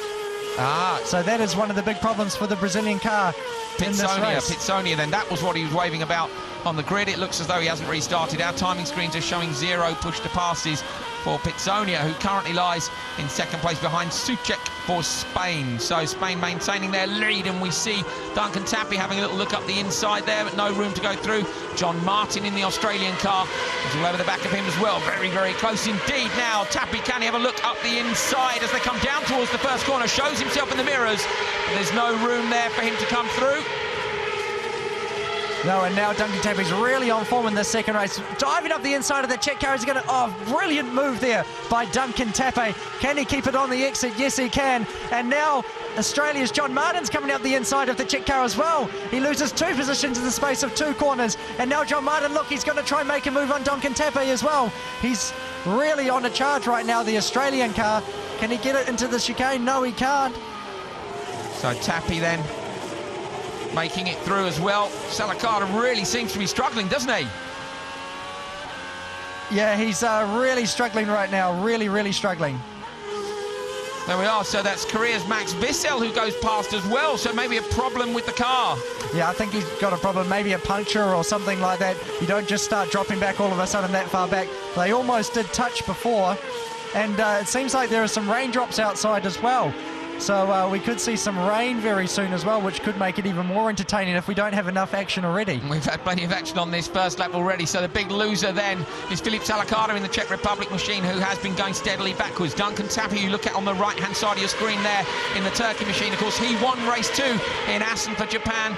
Exactly the same thing happening here. He seems to be going very well indeed, moving his way up through the order. And we've got there John Martin for Australia, who's right up behind him and has used a push to pass on that section as well. Movement, Verveen shut the inside, Burman and Dornbus all involved in that move. Neil Jarni too coming through now. Can he make a move around the outside of the New Zealand car? He's putting a lot of pressure on Chris van der Drift. Dolby just sitting at the back and watching exactly what's going on. Yeah, there's a lot of action going on right at the back. It seems like they're getting held up by a couple of the slower cars in front, and the front three are getting, still in the same position, but really battling hard right now. So Tristan Gomondi was the last car that you saw in your shot there, the Frenchman who came out of the pit lane. He's chasing down the rear of the field. Craig Dolby, you get the feeling here he's driving extremely tidily, isn't he? He's really just waiting to see exactly what's going to happen in front of him. All the fast guys at the back of the grid. He follows Johnny down. Is he going to have a look up the inside? No, nobody decides to be brave enough there. The car heavily loaded on that left-hander. Very, very quick in 5th gear through there down the hill. Yeah, very, very quick. But what I like from Craig Dolby, he's driving very mature, very, very smart right now, as we see car 14 under investigation for the race start. Very good spot there by old Bambarau. Very experienced Superleague Formula driver who sat alongside me in the commentary box here. Spotted immediately that Pitsonia had a bit of a flyer on the start, and it looks as though he may have had too much of a flyer. Now Dolby at the back there, we mentioned he's driving very mature in this particular race weekend. He's been seeing a sports psychologist over the winter to try and change his approach to things, and that really seems to have paid off. He said he just feels so much calmer over a race weekend. Incredible noise as the cars stream down past us. Tristan Gomondi seems to be closing up the gap towards the back, but no real movement from the winners from the first race just at this point. The gap between New Zealand and Belgium, 0.5 of a second. Everybody can see just exactly what everyone else is up to. And it seems to me that possibly Dornbus is starting to build a little bit of a train up behind him in the Japanese car. Yeah, there's a little bit of train behind Dornbos there. He's probably on an older set of tyres, but he's on push to pass right now, trying to get away from these drivers, get away from Chris van der Drift and catch the Dutch car in front of him. But these guys all sort of line astern right now, just waiting, probably waiting for the first round of pit stops as well, to really start pushing and try and make a difference. When the cars in front start to peel off, they'll be trying to charge for 1 or 2 laps, get a couple flying laps and do a good quick pit stop and jump them that way as opposed to on track. And we are confirmed under investigation, car 14 for the start. See the drivers launching these Superleague Formula cars over the curbs back through there, very hard on the drivers and hard on the cars as well. Tristan Gomondi seems to have found enough pace to stay with these guys. If he's been struggling all weekend, can he learn anything from following them? And obviously he's a professional racing driver, he knows what he's doing, but has he managed to get his head around the car now? I think he's got his head under the car, around the car. He qualified on pole at the last race. You don't all of a sudden lose it overnight. I think he'll be on new tyres, but the guys at the back will be on old tyres right now, saving a good set for the second half of this race to really try to charge forward. And some other guys will be trying to even save a new set for the last race, the Dash for Cash, and you're doing a really good job if you can make it to the final with a new set. So don't expect them to charge through too much. So the super final then will be our final race of the weekend. It comes up after race 2, and it's a 5-lap Dash for Cash. We can see here the Russian car taking chunks of time out of Pitsonia for Brazil, 0.6 of a second. 2 laps ago, he's gone quicker and quicker on each one, although the fastest lap at the minute goes to Korea's Max Vissel with a 1:20.3. We have seen the cars dip under that in the past. Here we go. So, team manager to race control for car 14, so it's going further now, the investigation into exactly what Pitsonia got up to at the start. Mikhail Aleshin is closing the gap now. And you can really see the raindrops on the camera lens there as well, so there are a couple of dark clouds out there because the wind direction's changed now, so we could see a little bit of rain later on, which would make it even more entertaining for us. Really mixed conditions all weekend. You can see the strong wind from the flags down the side of the track there. Pitsonia, that's our man who's under investigation, following Soucek for Spain. Soucek for Spain, who is leading. Mikhail Aleshin, who maintains his 3rd place and has a nice big gap over Duncan Tappy in 4th for Turkey. John Martin for Australia is still applying pressure to Duncan Tappy. Can Tappy hold him off or not? They come around the long right-handers which make up the first sector of this track, and then down a short straight, hard on the brakes and into what you say is one of the quickest corners, one of the most difficult corners. Yeah, this is one of the quickest corners. Duncan Tappy's really struggled with that high-speed balance, but looked hooked up that time through there, and now Australia right in behind him as well. But, Australia's done a good, solid job, quite quiet this weekend. but I think he's trying to save some tyres for the super final. Wouldn't surprise me. And then also South Korea, Max Vissel returning. He's lit up the timing screens a couple times, had the fastest lap just before, so he's doing a very solid, strong job this weekend, right on the back of the Australian car. Still has 6 push-to-passes left, both Turkey and Australia, and Korea on 5. But this group is really tight right now. They are indeed. So Max Vissel, who we know set the fastest lap earlier, the fastest lap has now gone to the Brazilian Pitsonia, who lies in 2nd place, but is currently under investigation. Here we are. Australia taking a 10th and then 2 tenths out of Duncan Tappy on lap 6 and lap 7, but Tappy was nearly 3 tenths quicker on lap 5. So it's a real cat and mouse game between those as the leaders come back over the start-finish line. It's Soucek, followed by Pitsonia. John Martin looks up the inside. Can he make that move around Tappy? Will he run wide? No, he's made it stick. So it's Australia now moving up a place ahead of Duncan Tappy for Turkey, and John Martin is now free to go and try and pursue the top 3. Yep, and that was a fantastic move, classic, straight up the inside. Duncan Tappy left the door open just a little bit, and Australia, very, very good, solid move, moving his way up into 4th place now, and now looking to hunt down McCallelation in the Russian car in front of him. But that is quite a gap, but we're coming up to the pit stop window very, very soon. So we see a replay then. John Martin, Tappy does try to squeeze him in towards the wall, but there's enough room. Duncan then cuts back across to take the correct line so he can get the power down on the exit, but John Martin has already blocked him and managed to stick the car up the inside. So a good move by the Australian driver, who of course has his mascot with him. Superleague Snoopy is sitting in the pits as always. He's got his own page on the internet as John Martin's lucky mascot. You got a lucky mascot, Earl? No, I don't have a lucky mascot. Most people carry a Kiwi on board, and I've got one on the top of my helmet. That's my little lucky mascot. Also, John Martin always wears some green sunglasses everywhere he races as well for Australia. Do you have any superstitions when you get into the car from the same side or anything? Do you put different boots on, or is it all just the same? It's all just the same for me. I think at the end of the day, you make your own luck. That's the most important thing. For me, Brazil's doing a fantastic job. He's got no push-to-passes left in this race. He actually started the race with 0, but he's one of the fastest men on track. And so far, Spain has used, I think, 5 push-to-passes already, and has not got away from the Brazilian car, so he's incredibly quick. But unfortunately, he is going to get a drive-through penalty coming up on screen right now for his place being out of place at the start, which means he crossed the start-finish line before the cars in front of him. You have to remain, if you start on pole, you cross the start line first. If you're second, you have to second, and so forth all the way down the grid. If you're in front of one car, you get a penalty, and that's what's happened there with the Brazilian car. Oh, it's a great shame, isn't it, there for Antonio Pitsonia, who made what we thought was a fantastic start, but Earl spotted that he just crossed the line ahead of the position he was supposed to be in. So he's going to be penalised with a drive-through penalty. How much time is that going to cost roughly, do you think? That'll have to cost you at least probably about 20 seconds, 30 seconds to drive through the pit lane. Probably more about 20 seconds, but really, really ruins your race. It's going to drop him straight to the back of the field, and then he still has to do a pit stop as well. So really, really damaging to him. We'll see when Pitsonia decides to take that, but I think that's almost certainly going to mean that Pitsonia is not going to make the super final. We'll wait and see. The pit lane is about to open for the compulsory pit stop in around 25 seconds time.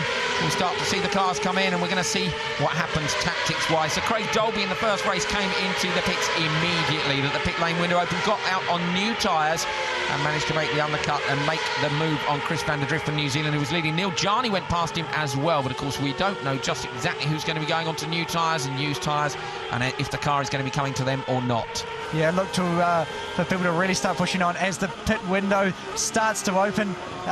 People are going to start diving into the pit lane now as Antonio Fernandez gets a massive oversteer coming out of the exit. He's not a happy man inside that car, but pit lane window is open now, so look for a flood of cars coming in this lap.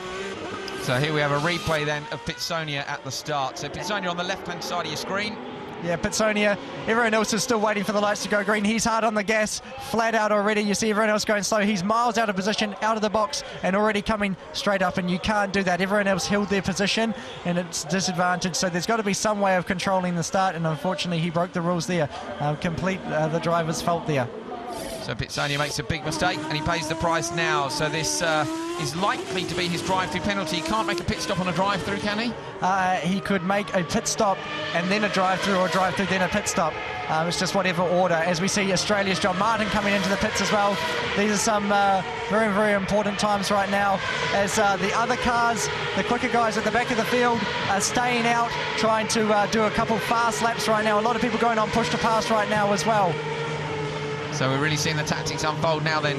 So drivers on circuit trying to make up as much time as possible. Andy Soucek for Spain at the front here as they get the front left back on. Hands go up, but again the car doesn't leave the pit lane. He had a problem the first time round when he tried to leave the pits. It looks like Soucek might have a repeat of that problem, Earl. Yeah, or the car is stalled. He's got in the starter mode, he's really shaking his head there, and yeah, he might have stalled. Oh, as it jumps forward now, it's still in gear. He needs to flick it into neutral first before they can start it, otherwise the car's not going to start. So we see Dornbus leaving the pits, followed by Salakada for the Czech Republic. And Soucek again has had a disaster. Andy Soucek, 2 times in a row, he's just put brand new tyres on as well, so it looked like Soucek was really up for this race. He was in the lead. He'd used a few push to passes after the reverse grid to stay out in front. The team trying to start the car down the pit lane now. He's on brand new tyres, but it's a disaster for Soucek. 2 problem pit stops. And this is really bad for the other guys about to come into the pit lane, because if he's in the fast lane, they can't get out. So he's got to really move that car very, very quickly, otherwise it's going to cause huge drama for the quick guys about to come into the pit lane. This we need to watch this. It's called some drama right now. So Duncan Tappy comes into the pits in the background there. Looks like we can see Neil Jarney. We can see Craig Dolby. We've also got New Zealand's Chris van der Drift, and we've got Frederik Vervies for Luxembourg as well. So all the top drivers now coming into the pits. Is that car of Soucek going to be clear or not? We're looking out the position, but there's a bridge in our way. We can't see. I think it looks clear. So Taffy in the pits. That wheel was coming up very, very slowly, putting on some new bags there.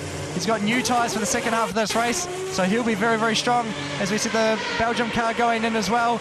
Quick pit stop. New Zealand's coming through. Can he get in front, or will they jump? So and like Luxembourg's back out. Very, very slow there. Jarney, when they changed the wheels on Jarney's car, an awful amount of brake dust. Huge amount of brake dust came out when they took the wheels off. Yeah, but very, very slow stop for Jarney as well. So that wasn't the best stop, but as the New Zealand car comes back out just in front of Salaquada. But Salaquada might make a move on the New Zealand car. What's going to happen here? Is he on the push to pass? Can he do it into the fast corner? No, not quite. But he's got his tyres up to temperature. New Zealand runs quite wide, but no, he's going to hold his position. No problems whatsoever.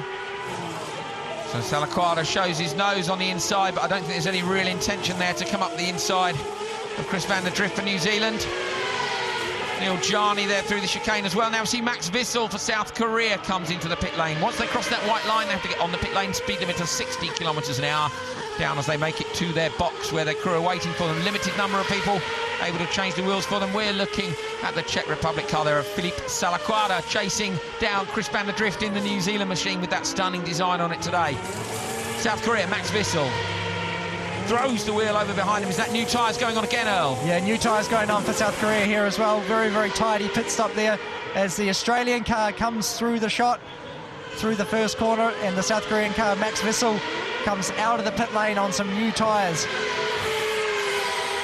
So expect then Wissel to be on the pace for this second half of the race. You can see the Australian car, John Martin, has just gone fastest in all 3 sectors and set the fastest lap of the race, 1:18.875 for John Martin in the Australian car. So a great drive by him. He's currently in 6th on the timing screens, but we're waiting for 3 people ahead of him to stop. Mikhail Aleshin from Russia currently leads, but he has not been into the pits. And then we've got the Netherlands car of Jelmer Burman and the French car of Tristan Gourmandier, both to come in. And we've also got ahead of him the Brazilian car of Pitsonia, who's been in for a pit stop but still has to come in for a drive-through penalty.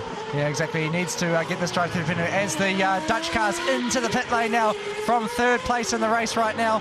Very, very important stop for him. Burman very sideways on the way around that final right-hander into the pits, comes through just the blocked chicane there to keep the cars away from the pit crews. Slowly down the pit lane. You can see the pit lane time on the bottom right. The fastest time in the first race was set by Craig Dolby's crew. Time from the line on the way in to the line on the way out. Here comes John Martin for Australia, who went fastest on that last lap, as we say. He's currently in 6th place. Crosses over the line. He'll pick up a few positions as the Dutch car and a few other cars pit, and Dutch car's putting on brand new tyres here as well, so he'll be strong in this last part of the race as well. A good strong move there. It's all about tyre strategy in this last race and tyre conservation. So Yelma Berman will be joining from the left-hand side of the picture. He comes out just in front of Robert Dormus and just behind Vervish. Vervish cuts across in front of him in the Luxembourg machine. And now Berman will be hoping his tyres will come to him as quickly as possible and he can apply some pressure onto Vervish in front. And Vervish in the Luxembourg car's doing a fantastic job in this race. He's already up to 8th place. A few more guys in front of him has still got to stop, like the likes of France, Russia and also Brazil for a drive-through penalty. So he's doing fantastically well when he started almost third to last on the grid from his podium in the first race. So he's looking strong. He could take the pole position later on this afternoon for Super Pole. So at the back of the grid then of the guys who won and second and third place, it looks as though Luxembourg Vervish has made the most of his tyres and of his push to passes, and he's made his way right up through the field. We're just waiting on Russia and France to come into the pits, and then the positions will settle down. Dolby now. Is it Dolby or is it Tappy? It's around to the right. It's Tappy, sorry, from the front there.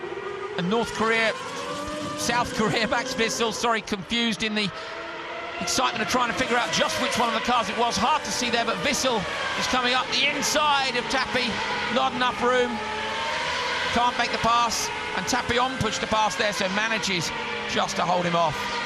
Yeah, they're both on push to pass right now, so really pushing hard. And Max is doing a really solid job for his first weekend back in Superleague Formula, going through the high-speed corner, just struggled, tap the throttle a little bit. Let's listen on board as he goes through this next chicane here. And here we go, back across the leader, Mikel Elation, still holding out for a long time for his pit stop.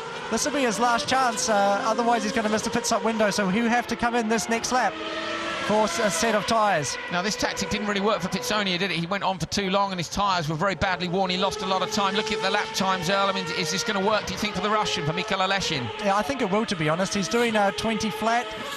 Most people are sort of, the guys behind him are doing about a similar time, so he's all right as Pitsonia comes into the pits, maybe for his pit stop. I think last time was a drive, he just served his drive-through. Now he's in for his pit stop, but this is really going to hurt the Brazilian in this race. So Pitsonia then cruising down the pit lane. 60 kilometres an hour limit. You lose a good 30 seconds for a pit stop. If it's a drive, it'll be 20. We can see Max Vissel, South Korea, followed now. Has Vissel managed to make a move? I don't know. Dornbus coming through. New Zealand now coming under pressure as well. Neil Jarney and Craig Dolby haven't made much progress in this race. No, they really haven't made any progress at all. If they want to make this super final, they are going to have to start pushing and start passing a few cars. Otherwise, they're not going to make it and they're going to be out. So you were right there, Earl. Pitsonia comes out having made his pit stop. So he served his drive through the time for 35 seconds, not the fastest pit stop. And now finally Mikel Elation, the Russian driver who leads at the moment, comes into the pits. Is he going to have enough of a lead? Looking at the track map, he has a fair distance before any of the other drivers come around to try and take him. The next driver to come through is Tristan Gomondi in the French machine. He's currently down at the hairpin at the far end of the circuit. And then it's John Martin for Australia, who we've seen has been flying. His best lap a 118.8, his last a 119.9. And you know what's really unfortunate for France is I'm pretty sure they just missed the pit lane window, so they're going to get a penalty for that. They didn't come in the allotted time, so they have missed the pit lane window and they'll get a penalty from second place for that. So they've still got to make the pit stop and get a penalty now. Russian Elation lights his tyres up as he leaves the pits, but we've just seen John Martin go into the first turn on the right-hand side. And there's no way now then that the Russian can keep the lead. John Martin has gone into the lead in the Australian car. He's already out of shot. He's around going through turn 2 and up into turn 4, in fact. So Gomondi, Tristan Gomondi is there with the Australian John Martin, but we think that Gomondi has missed the pit stop window. Yeah, so this is a fascinating race now.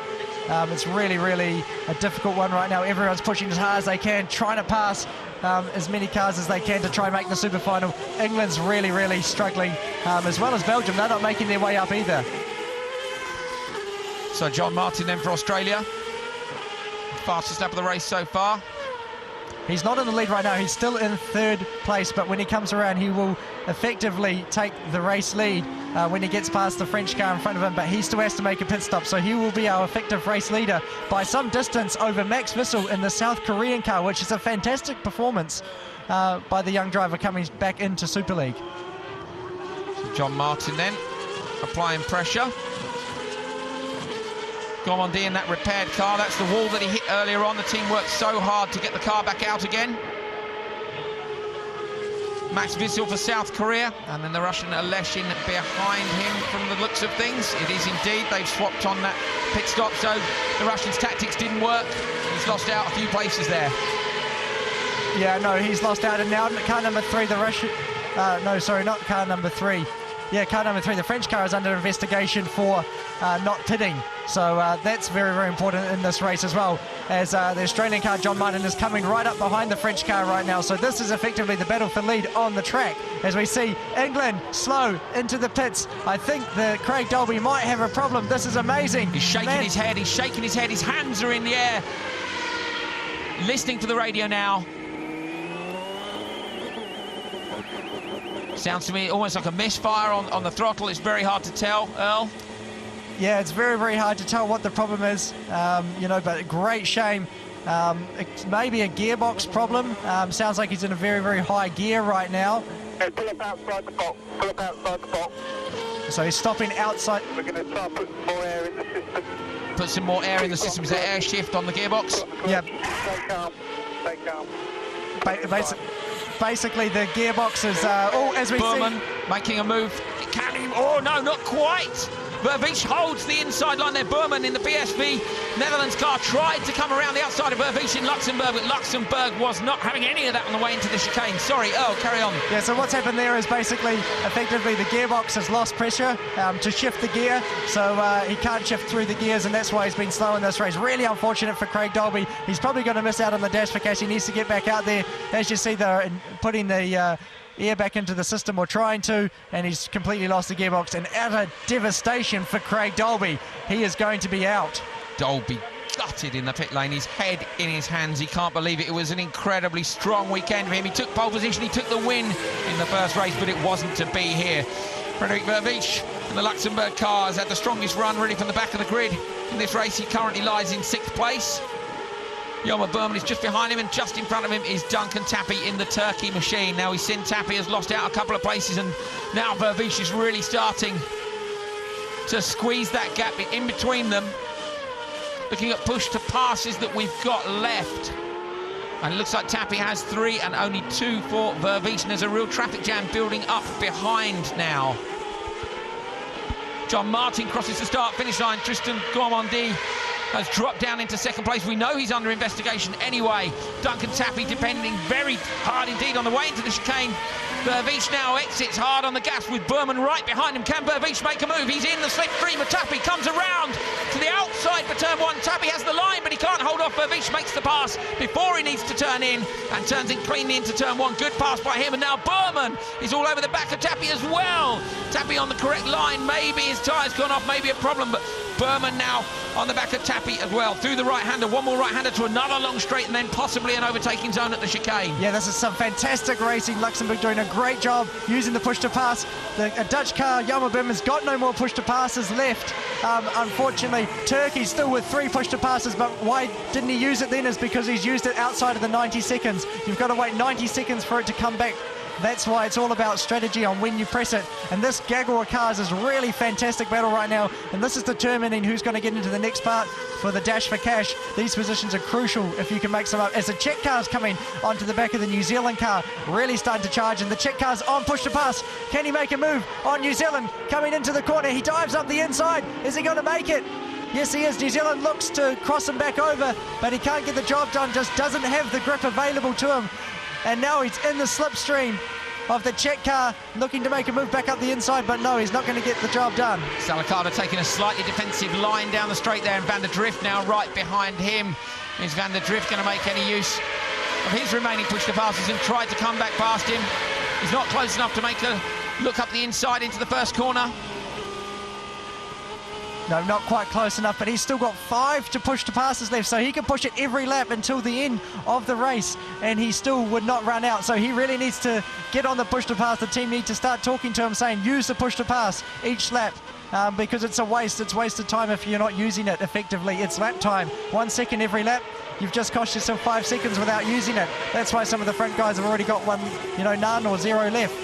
Right, it was coming as well. You were saying you can only use it once every 90 seconds. It's coming to the point now where he won't be able to use all 5 of those push-to-passes because of the gap you have to have in between using each time. Our lap time here, around 1 minute 18, 1 minute 19 seconds for a quick lap. 1 minute 20 on average. Not going to be long before he won't be able to use all those push-to-passes up. We're looking there at Dornbus in the Japanese machine. There's the New Zealand Van der Drift, and Neil Jarney now closing down on the back of him as well. Neil Jarney, the car coming to him. Great race in the first race, but hasn't made too much progress this time out. You see Chris van der Drift really struggling for tyre grip right now. Remember, he used both of his new tyres in the first race. Rather, these other guys saved a set.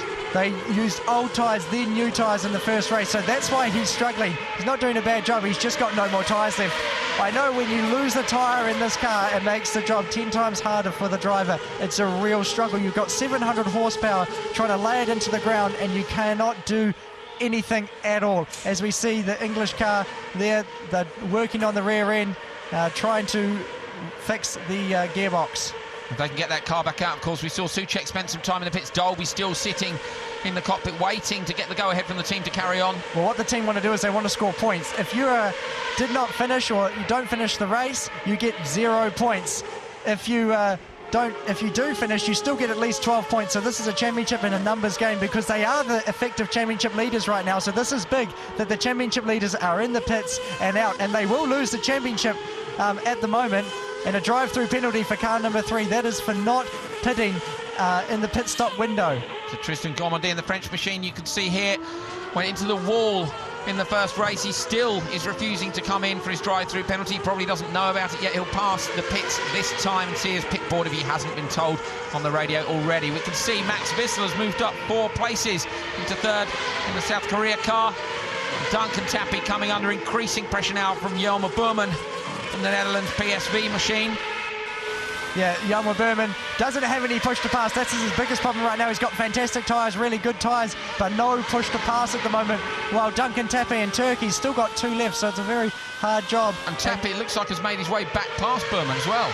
Yeah, no, it does look like he's... no, Burman never got past him. It was actually Luxembourg that got past him. And as we see a replay... Oh, it's off! It's Wissel. No, it's Salaquada in the Czech car.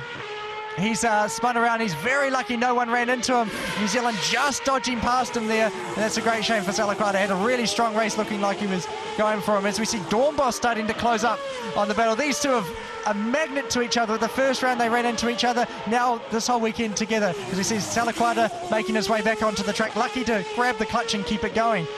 When you spin, you've got to immediately clutch and brake. That's the age-old saying. Otherwise, you stall the car and you're out of the race. They don't have an onboard starter. It's not like your car, turn the key, start it up again. There's no starter. You've actually got to return to the pits to restart the car. So he's lucky to keep the car going and lucky that no one ran into him. It was good driving by all there. As we see Luxembourg and Frederik Vervisch, fantastic storming drive here. He's come from almost last on the grid back up into 5th position. It'll effectively be 4th when France take their penalty, which they're in the pit lane now for his penalty. So he's up into 4th. A brilliant drive. So Frederik Vervisch then looking like the man of the weekend so far. Of course, Dolby won the first race, but has had problems in this race and is currently in the pits as they try desperately to get his car back out. Jelmer Burman still looking for a way past Duncan Tappy in the Turkey machine. See Tappy's car moving around underneath him there through these fast right-handers at the start of the circuit. John Martin over the crest and round the very fast left-hander on the rev limiter in 5th gear through there and through one of these chicanes, which is just so crucial to be tidy through. Yeah, so crucial, but he's in cruise mode right now. He's got a 7-second lead over 2nd place, so he's probably more so thinking with 5 minutes to go about the super final now. He'll be thinking on what he wants to change for the car very quickly and conserving his tyres. And it'll be interesting to see how good everyone's tyres are going into the super final. So John Martin was 7th in race 1. And currently leads race 2. We had Frederik Vervisch was 3rd in race 1 and is currently 5th in this race. So those two are our leading 2 drivers at the moment. We should get some predictions soon of exactly who's going to be going through where into the super final. Martin crosses the start-finish line. He just has 4.5 minutes to go. Yeah, so you've got the situation where John Martin out front, he's cruising. Same with South Korea, it's not going to change his position. But for some of these guys that are in 6th, 7th, 8th, 9th and 10th place, this group right here, this is a storming battle and a lot of pressure for these guys to try and keep everything together. These are the passes and these are the moments which make the difference whether you're going to make the dash for cash and your group position for the dash for cash, obviously combining the 2 points from the first and the second race. So these guys are pushing to the limit 100%, and it's incredibly hard. Last time I was driving, I was getting message on the radio, pass the car in front to make the final, and it sounds easy, but when you're trying absolutely to the limit, it's very difficult, and it's just so much stress. You just want to reach the car in front and just get past, and when you run out of push to passes, it makes it doubly hard. So a big battle then in the midfield to see who's going to go through. One race to go. We have a 5-lap race at the end of the weekend with Superleague Formula, and it's €100,000 for the winner. Craig Dolby won it last time. 2 push to passes left for Duncan Tappy to defend his position against Jelmer Burman in the Netherlands PSB machine. Neil Jarni at the back of your shot there. And just 3 minutes 29 to go now. Coming up behind Burman, we can see Dornbus there in the Japanese machine, Chris van der Drift for New Zealand, and Neil Jarni at the back in the Belgian machine. Their home race, the Belgian team. And down in the pits we have Lisa, and she has with her Andy Soucek from Spain. Just tell us what was happening with those pit stops. Yeah, it was going very well. The pace was good, actually. We did a big mistake in race 1 to start with very old tires from Assen. But race 2, we had some good set of tires. First set was okay. Second was a set of new tires, so I should have won the race easily. Pit stop went well, but the car stalled, as in race 1. So twice the car stalled. I don't know what the problem was. Probably down the RPM. It's very strange, and obviously big disappointment for everybody here, but that's how races are, and we have to look after the next one. Okay, thank you. So what do you think the problem might be there coming out the pits? 2 stalls, we did notice both times he had a problem exiting the pits. It's hard to say. There could be a number of things. It could be a clutch problem. It could be a gear engaging. A lot of the drivers go back to neutral and then they hook a gear, so when they're coming out, there could be a problem with that. It could be a number of problems. These cars have to go under a huge amount of stress to almost drive for 2.5 hours straight and then keep it together. It's not easy at all, especially for the teams and the drivers, so it's hard to say exactly. Obviously Andy wasn't going to say what the problem was. They keep it quite close to their heart. As they see Max Wissel on board, really nice and smooth, working the wheel quite hard though through the middle of the corner. And back down to 3rd gear. Just listen for a moment, it's a brilliant sound.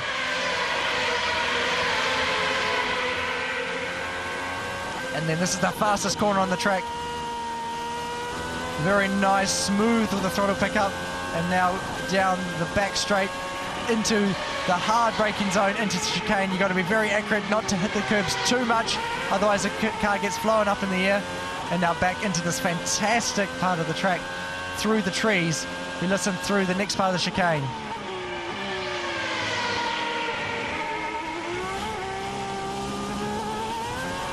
Can really hear the car struggling for traction on the exit there as well. Tyre shot by now? Yeah, tyre shot in a huge moment. That, if you watched earlier, it was easily flat that corner. Now it's struggling for traction, struggling, feathering off and backwards and forwards with the throttle. So it shows how hard these drivers have to work to keep the pace going. John Martin for Australia then, with a very healthy 6.6 second lead. He comes down, he's crossing the start-finish line. He will have 1 lap to go. There we are, the rolled-up checker flag waved at him. Barely able to be seen on that front straight there. Korea in the 2nd place. South Korea's Max Wissel can only just see John Martin. This is a great drive by John, isn't it? Yeah, and this is the last lap, and the teams are really starting to yell at each of the drivers, saying you need to pass the guy in front, you need to hold position to make the super final. So this is a really intense battle between this group right here, but John Martin is doing a fantastic job just cruising out in front. And here we see Craig Dolby. Such a shame for this man. I think he's going to try to do the last lap to maybe score some points, but I don't think it's going to happen. He's going to score 0 points for the championship leader. It's a great shame for Dolby. If he could just have got the car into gear and taken it around even for 1 lap, he would have been classified as a finisher, but it doesn't look like the team can manage to do that. They've lost the air pressure from the gearbox, and Dolby, our race 1 winner, has retired, it seems, from race 2. John Martin comes down towards the hairpin. in the Australian car. Superleague Snoopy is with him, and it seems that his mascot has given him the luck that was required. Yesterday, in qualifying, John Martin set an absolutely fantastic time in the Group B session. He was fastest of all, but then he got knocked out in the knockout stage. He's made up for that today. In race 2, he's come from halfway down the grid. He crosses the start-finish line. John Martin for Australia wins race 2 here in Zolder. In second place for South Korea is Max Wissel. That's a great result for him on his return to Superleague Formula. And Russian Mikhail Aleshin makes up for a disappointing showing in qualifying and race 1 and comes across in third. Fourth place, Frederik Vervisch for Luxembourg. Duncan Tappy for Turkey holds on. Jelmer Burman there. Chris van der Drift tries to look around the outside of Dormus, but I don't think he did the move before the start-finish line. And Neil Jarni for Belgium rounding out the top 9. Yeah, fantastic race. Awesome job by John Martin. I think with that performance, he's probably going to take the pole for the super final. It just shows a bad qualifying, a good race 1, and then a fantastic race 2, and he takes it in Superleague Formula. It's never over. So biggest losers then in this race, Andy Soucek, who had the same problem in the Spanish machine as he had in race 1. Couldn't get the car to leave the pits. And Craig Dolby, the biggest shock for the England team, who won pole position and then was penalised, dropped to second, managed to make amends and won race 1, but he retires from race 2 as well. And John Martin will also become the effective leader of the championship with that race win. He will take over from England's Craig Dolby at the top of the table. So a fantastic afternoon for John Martin in Australia. Here we are then, the results from race 2 at Zolder. Australia's John Martin wins from Max Wissel, South Korea, in second place, around 5.3 seconds behind. Mikhail Aleshin on his first weekend in Superleague Formula for Russia comes third. Frederik Vervisch, who we've seen come from very near the back of the grid, right the way up to fourth. Great drive by him. And Duncan Tappy in the Turkish machine makes up for race 1, holds on to 5th place in race 2. Jelmer Burman for the Netherlands in 6th. Dornbus in the Japanese machine in 7th. Chris van der Drift for New Zealand in 8th. Jarni for Belgium in 9th. And Philippe Salaquada for the Czech Republic in 10th. France Juradon de Bordeaux, Tristan Gomondi manages to finish this race. Instead of in the wall, he gets back to the pit lane. Antonio Pizzonia, who messed the start up and was given a stop-go penalty as drive-through, also loses out. And we have now a very short turnaround before the top 8 drivers from the first 2 races head out and take part in the super final. John Martin sitting in the car. This isn't very long at all to be able to get your head around what you've got to do, Earl. Yeah, you can see the team starting to put the fuel in with the dump tunes very, very quickly. They haven't even put the tyre blankets on. That's how short a distance it is between these 2 races. He's going to be going straight out, straight away. So it's a massive physical effort by these drivers. Max Wissel, a fantastic return to Superleague Formula. He's going to make the dash for cash and see if he can win that 100,000 euros, but a brilliant job by him as well. It's a quick chat with his engineer. Do you think anybody will have managed to save tyres for this race or not? Yeah, I think he'll have some good tyres to go on to for this race. So Wissel then a chat with his engineer, staying in the car and just trying to relax and get himself ready for the final, the dash for cash. A 5-lap race unique to Superleague Formula. You'll see these guys go out and have an extremely quick battle. They'll still have their push to pass. You've got to make a move immediately. There's no waiting for pit stops. It's going to be action-packed. Hope you can stay with us for it. Here we are. These are the top 8. So first place, Luxembourg. It looks like he's going to take the pole position. It will be a standing start for race 3. Australia qualifies in second place on the same points. South Korea in third place on the grid. That's Max Wissel. Belgium, RSC Anderlecht. Neil Jarni, who started in race 1, will be 4th. Chris van der Drift, who was 3rd in race 1, will start in 5th. Japanese machine of Robert Dornbus will be in 6th place, and the Netherlands PSV of Jelmer Burman in 7th. Finally, Mikhail Aleshin makes the super final. That performance in race 2 there was enough to bump him up. Dolby just misses out race 1's winner, and you can see those who've suffered the dramas this afternoon. Brazilian Pizzonia had a penalty. France ended up in the wall, and Spain 2 disastrous pit stops, which have really hurt their weekend. Yeah, it's really a great shame for England, you know, just missing out there. So here are the points, and as you said, Earl, Australia takes the lead in the championship with 153. Japan in second place now. 2 good, strong weekends for them at Assen and here at Zolder. Netherlands PSV in third, Luxembourg fourth. Craig Dolby drops from first to fifth. It's a disaster for the English team, unfortunately, with reliability problem in the second race. Belgium, 121 points in sixth. New Zealand, Brazil, Czech Republic and Turkey are rounding out the top 10. South Korea, Max Wissel gets some good points on the board at their first race weekend there in 11th. 12th place Russia, Mikel Aleshin, and France, Girardon de Bordeaux, Tristan Gomondi, Spain and China rounding out the top 15 for us. So just a few minutes to go then until the start of the super final. Big crowd here today at Zolder. They've seen some exciting action, as you have as well. Neil Jarni, now the fans are on the car trying to keep those radiators cool, changing the tyres as well and just getting everything set for the final race. Belgium, of course, Neil Jarni would like to represent well for the Belgian team in their home race. If he could win the super final, that would be great for him. Craig Dolby, because we're going to see a new Super League final winner for this year, because Dolby hasn't made the final, so no chance of a repeat win for the Englishman. Chris van der Drift in the New Zealand car. What's going through your head now, Earl, as you get ready for this one? At the moment, you're just trying to refocus, work out what tyres you're going to go onto. That's very, very important. And then it's an amazing feeling going onto the grid.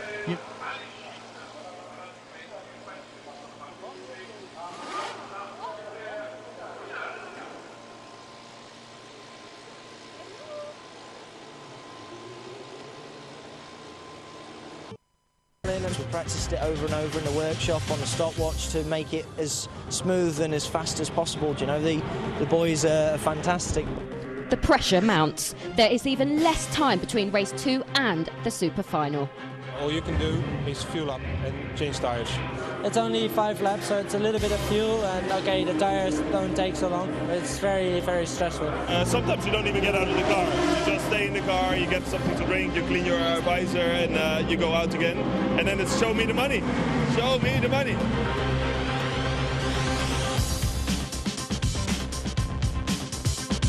They don't want to let me down like I don't want to let them down, so the pressure is definitely on them now. At the end of race 3, you feel pretty drained after the activities that have gone on. It's intense. There we are then. That gives you some idea of just what the teams have to go through to get these cars turned around that quickly. This is the third race in a row for the drivers now. They've been concentrating like you have. I hope if you've been with us the whole way through for over 2 hours now, and they've just got this 1 5-lap race to go. It's a dash for cash. The winner gets 100,000 euros, 50,000 for second place, and down to 6th you get 10,000 euros for 6th place. So well worth a win. Are we seeing some raindrops on the lens? It's slightly cloudy and windy outside. Yeah, the wind's really picked up. It's really gusting out there, so it's going to be a difficult last couple of laps, 5 laps. I know the cars do handle a lot differently with the wind, and also the push to pass gets affected by the wind as well. But this is a very hard time for the drivers trying to warm up. It looks like Neil Jarni could be on some new tyres right there. You can see the sidewalls very clean and new, so that's a huge advantage to him. Now, Johnny, he kept new tyres back for Assen, of course, but then had a disaster in the final, had a coming together and didn't make it through to the end. But you think maybe a tip for a win? Yeah, I think he could be tipped for a win. You got to remember, it makes a huge difference off the line with the start.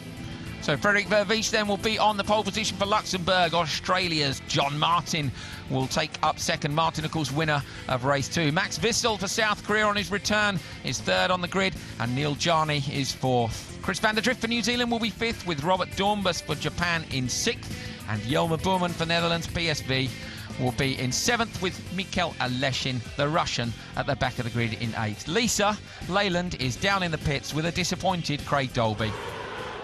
Craig, a really disappointing weekend for you.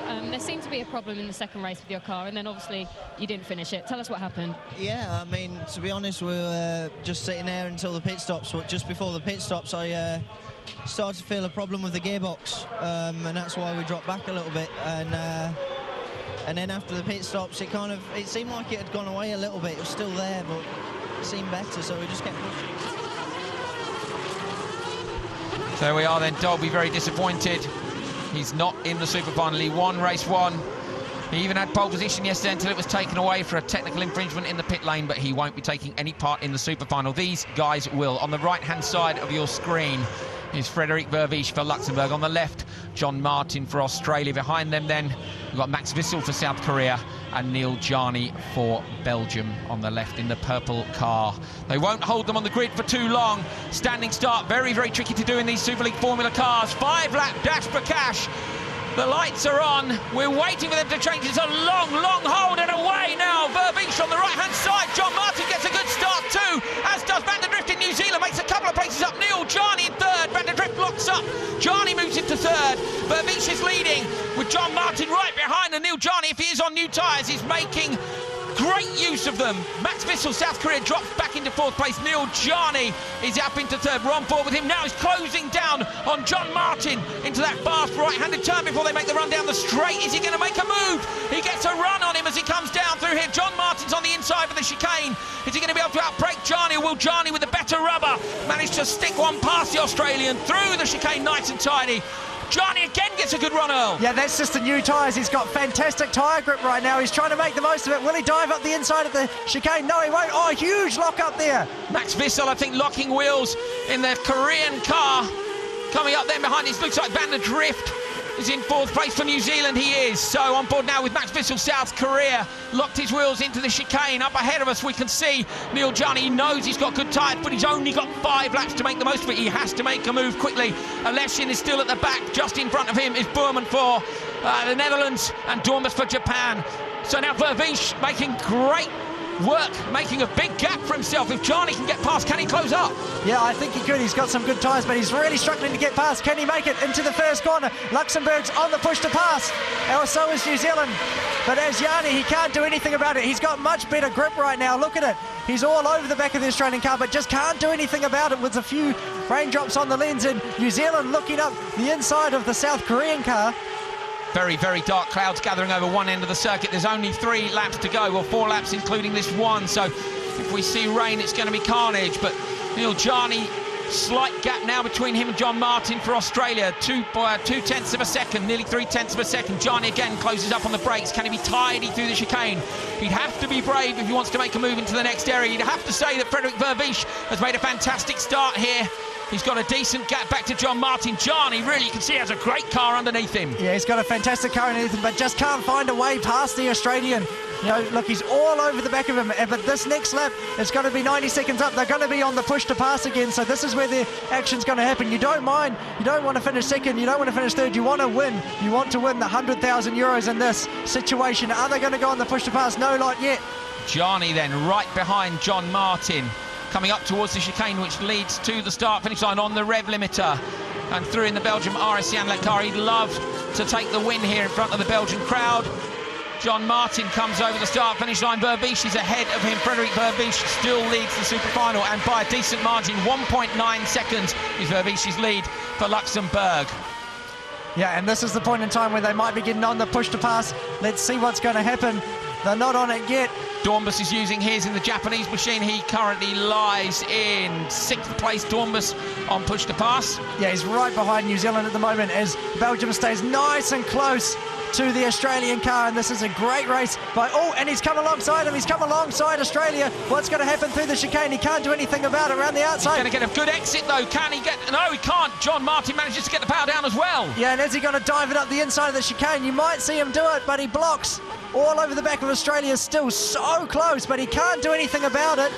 He's not on push to pass. He was just the push to pass had just gone out for John Martin as he came out of that chicane there. The graphic went from red to black, both with 6 left. So Jarni really is piling it on.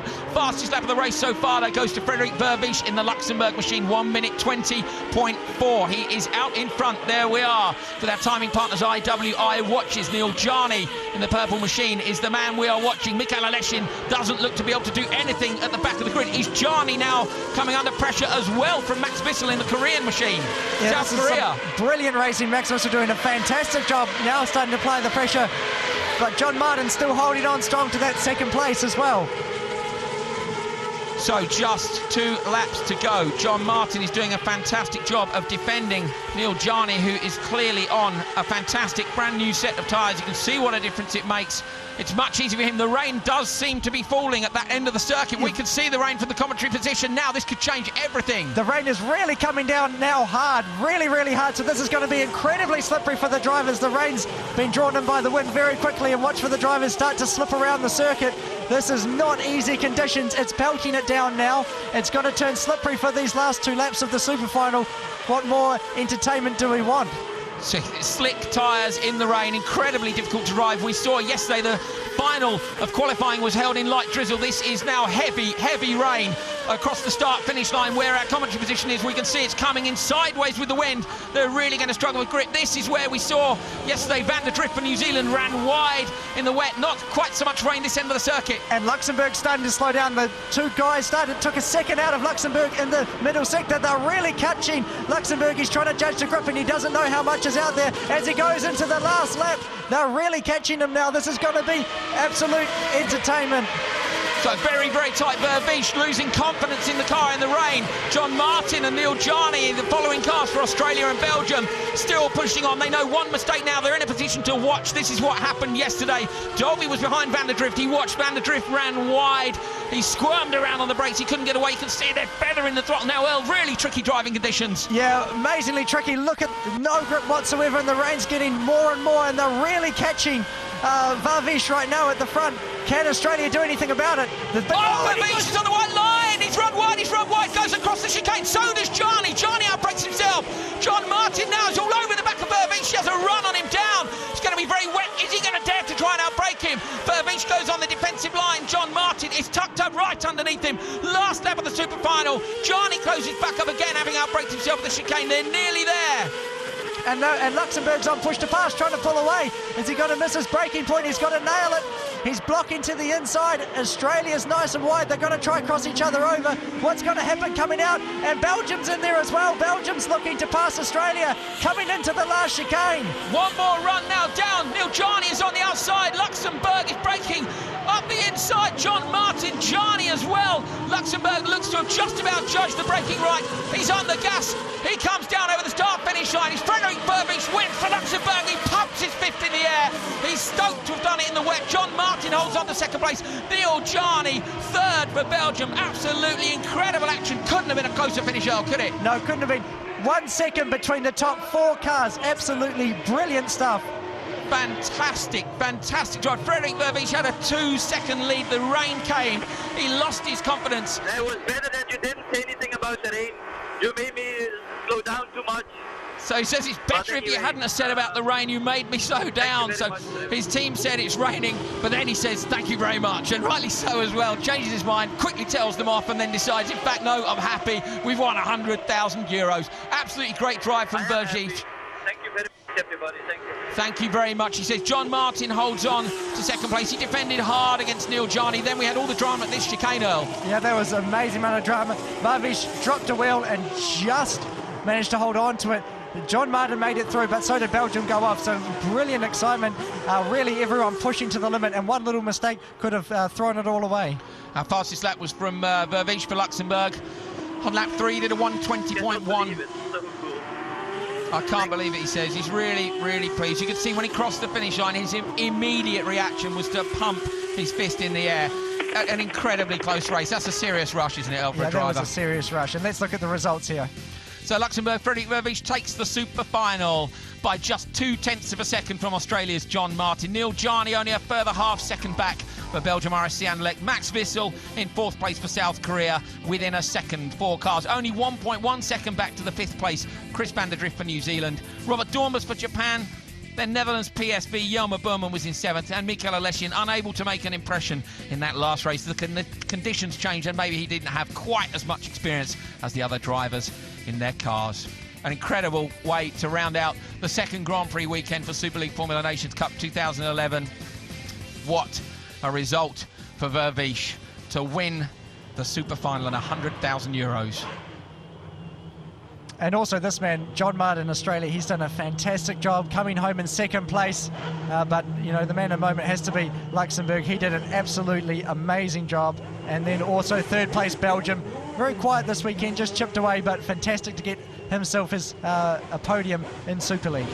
Johnny as well showed just what a key move it was to hold on to a set of new tyres for the Super Final there. It's the second time he's done it. He did it at Assen as well. Do you think it's a tactic we might see more drivers try and employ? I think it is, but also you've got to remember track position. That was the biggest thing he struggled with. He didn't have track position. Rather, Varvish was starting off pole and did the business. That was also important there for John Martin, because he further extends his championship lead as well.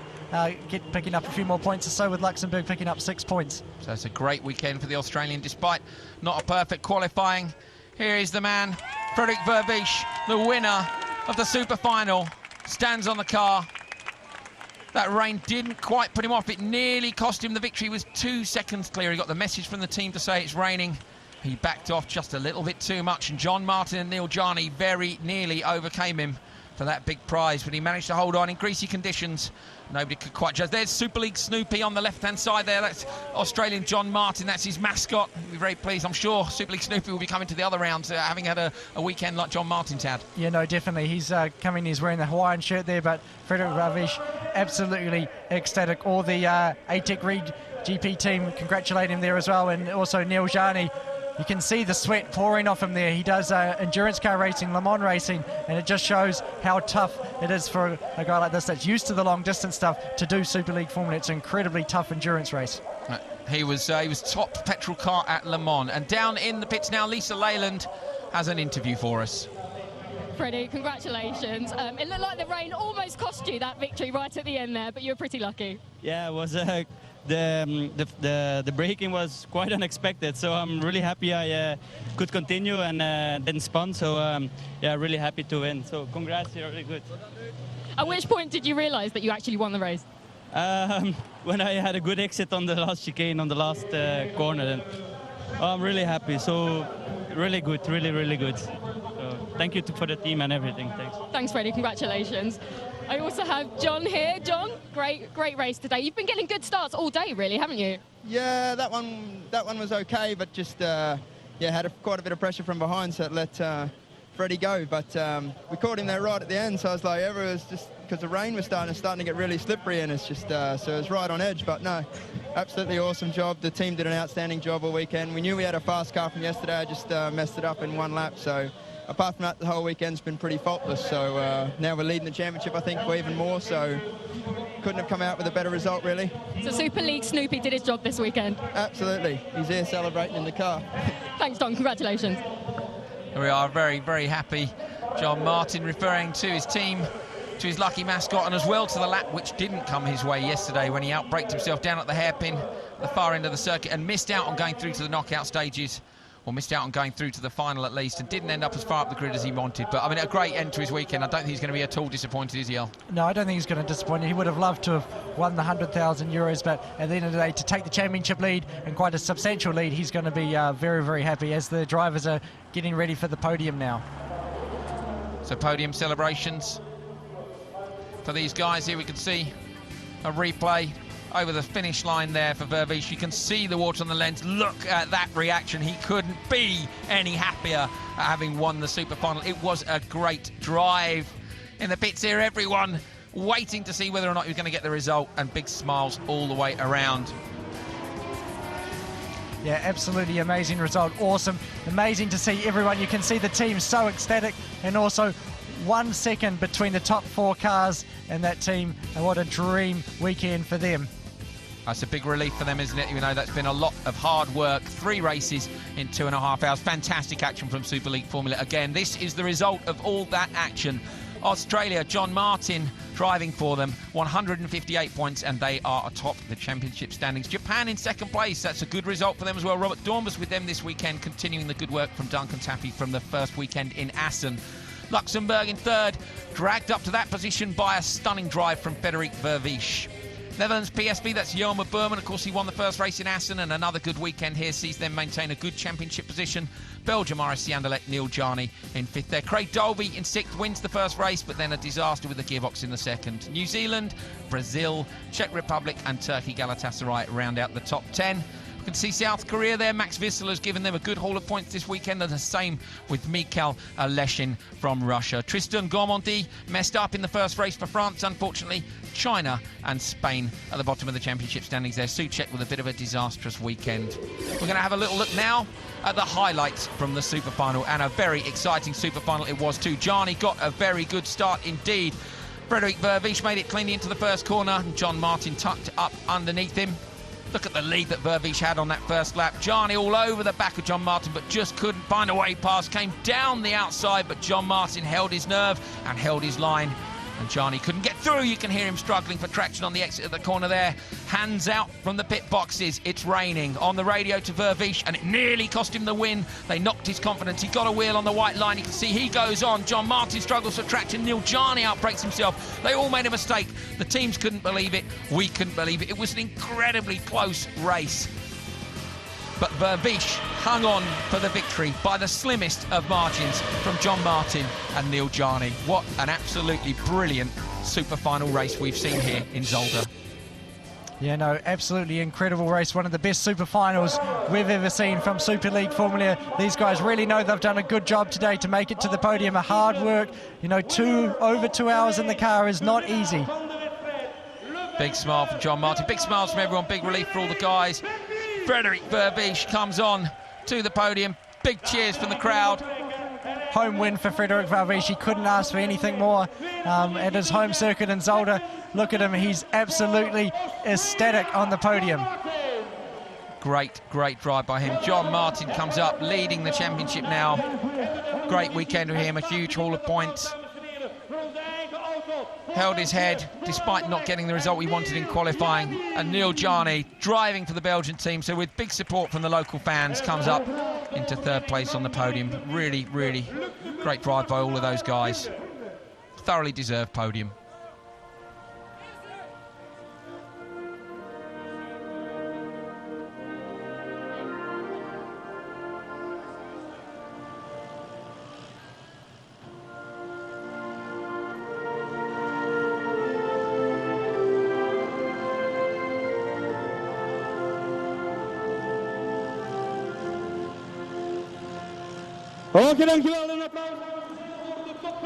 There we are then. So whilst Vervisch is from Belgium, that's only his second race here at Zolder, and the first one was in Formula Renault 5 years ago. So that is a great result by him in such tricky conditions at the end there in the super final as the rain came in and gave us even more action than we were expecting. We had a fantastic first race weekend in Assen. We've had another one here at Zolder. Neil Gianni giving his trophy for third place. Second place trophy going to John Martin from Australia. And the winner, Frederik Vervisch. Fantastic drive for Luxembourg in that super final. And you can see how much it means to him there as he raises the trophy above his head. Well, there we are. A brilliant race weekend. It didn't disappoint, Earl. No, it didn't disappoint one little bit. So much excitement, and who can predict what's going to happen next in this championship? At the next round, so many close drivers. The championship is so tight right now. Australia goes into the lead, but you know, a lot of close pursuers. Luxembourg looks really on a roll now as well, taking out that super final. Neil Gianni looks very solid, so a brilliant championship. Disappointment as well for Craig Dolby there. Won the first race but didn't make it through to race 2 or the final. Yeah, total utter disappointment. He was leading the championship, now he's back in 6th place. You know, just a slight mechanical failure and fails to make the super final as well. So he had the same problem last year.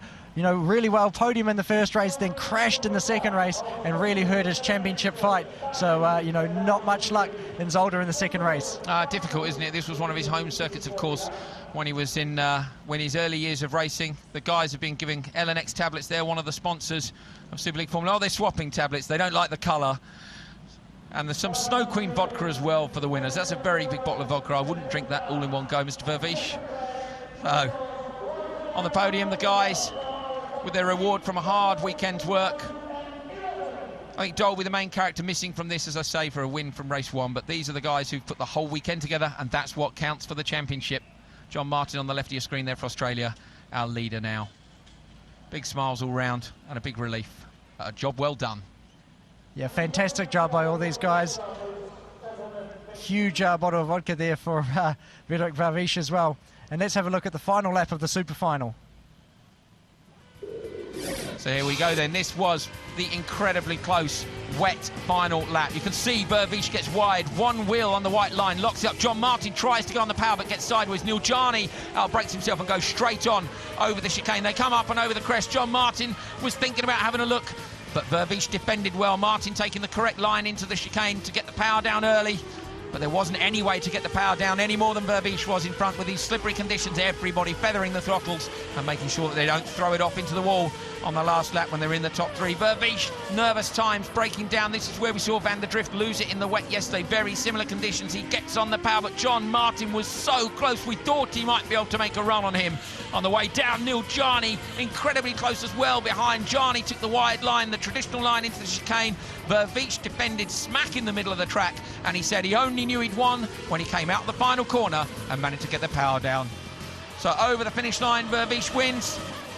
Second place is John Martin for Australia, and Neil Jarni was in third. That really was a great drive, and interesting to hear Vervish say as well, you know, he really didn't think he'd won it until he exited the final corner. Yeah, going into that last corner, any one of the four drivers could have taken it. It only took a slight knock by one of them, you know, to move someone wide or a spin or something like that, and it could have been anyone's race. But a fantastic job. Once you knew you got the power down, he knew he had the win, and here's the man of the moment, Frederick Varvish.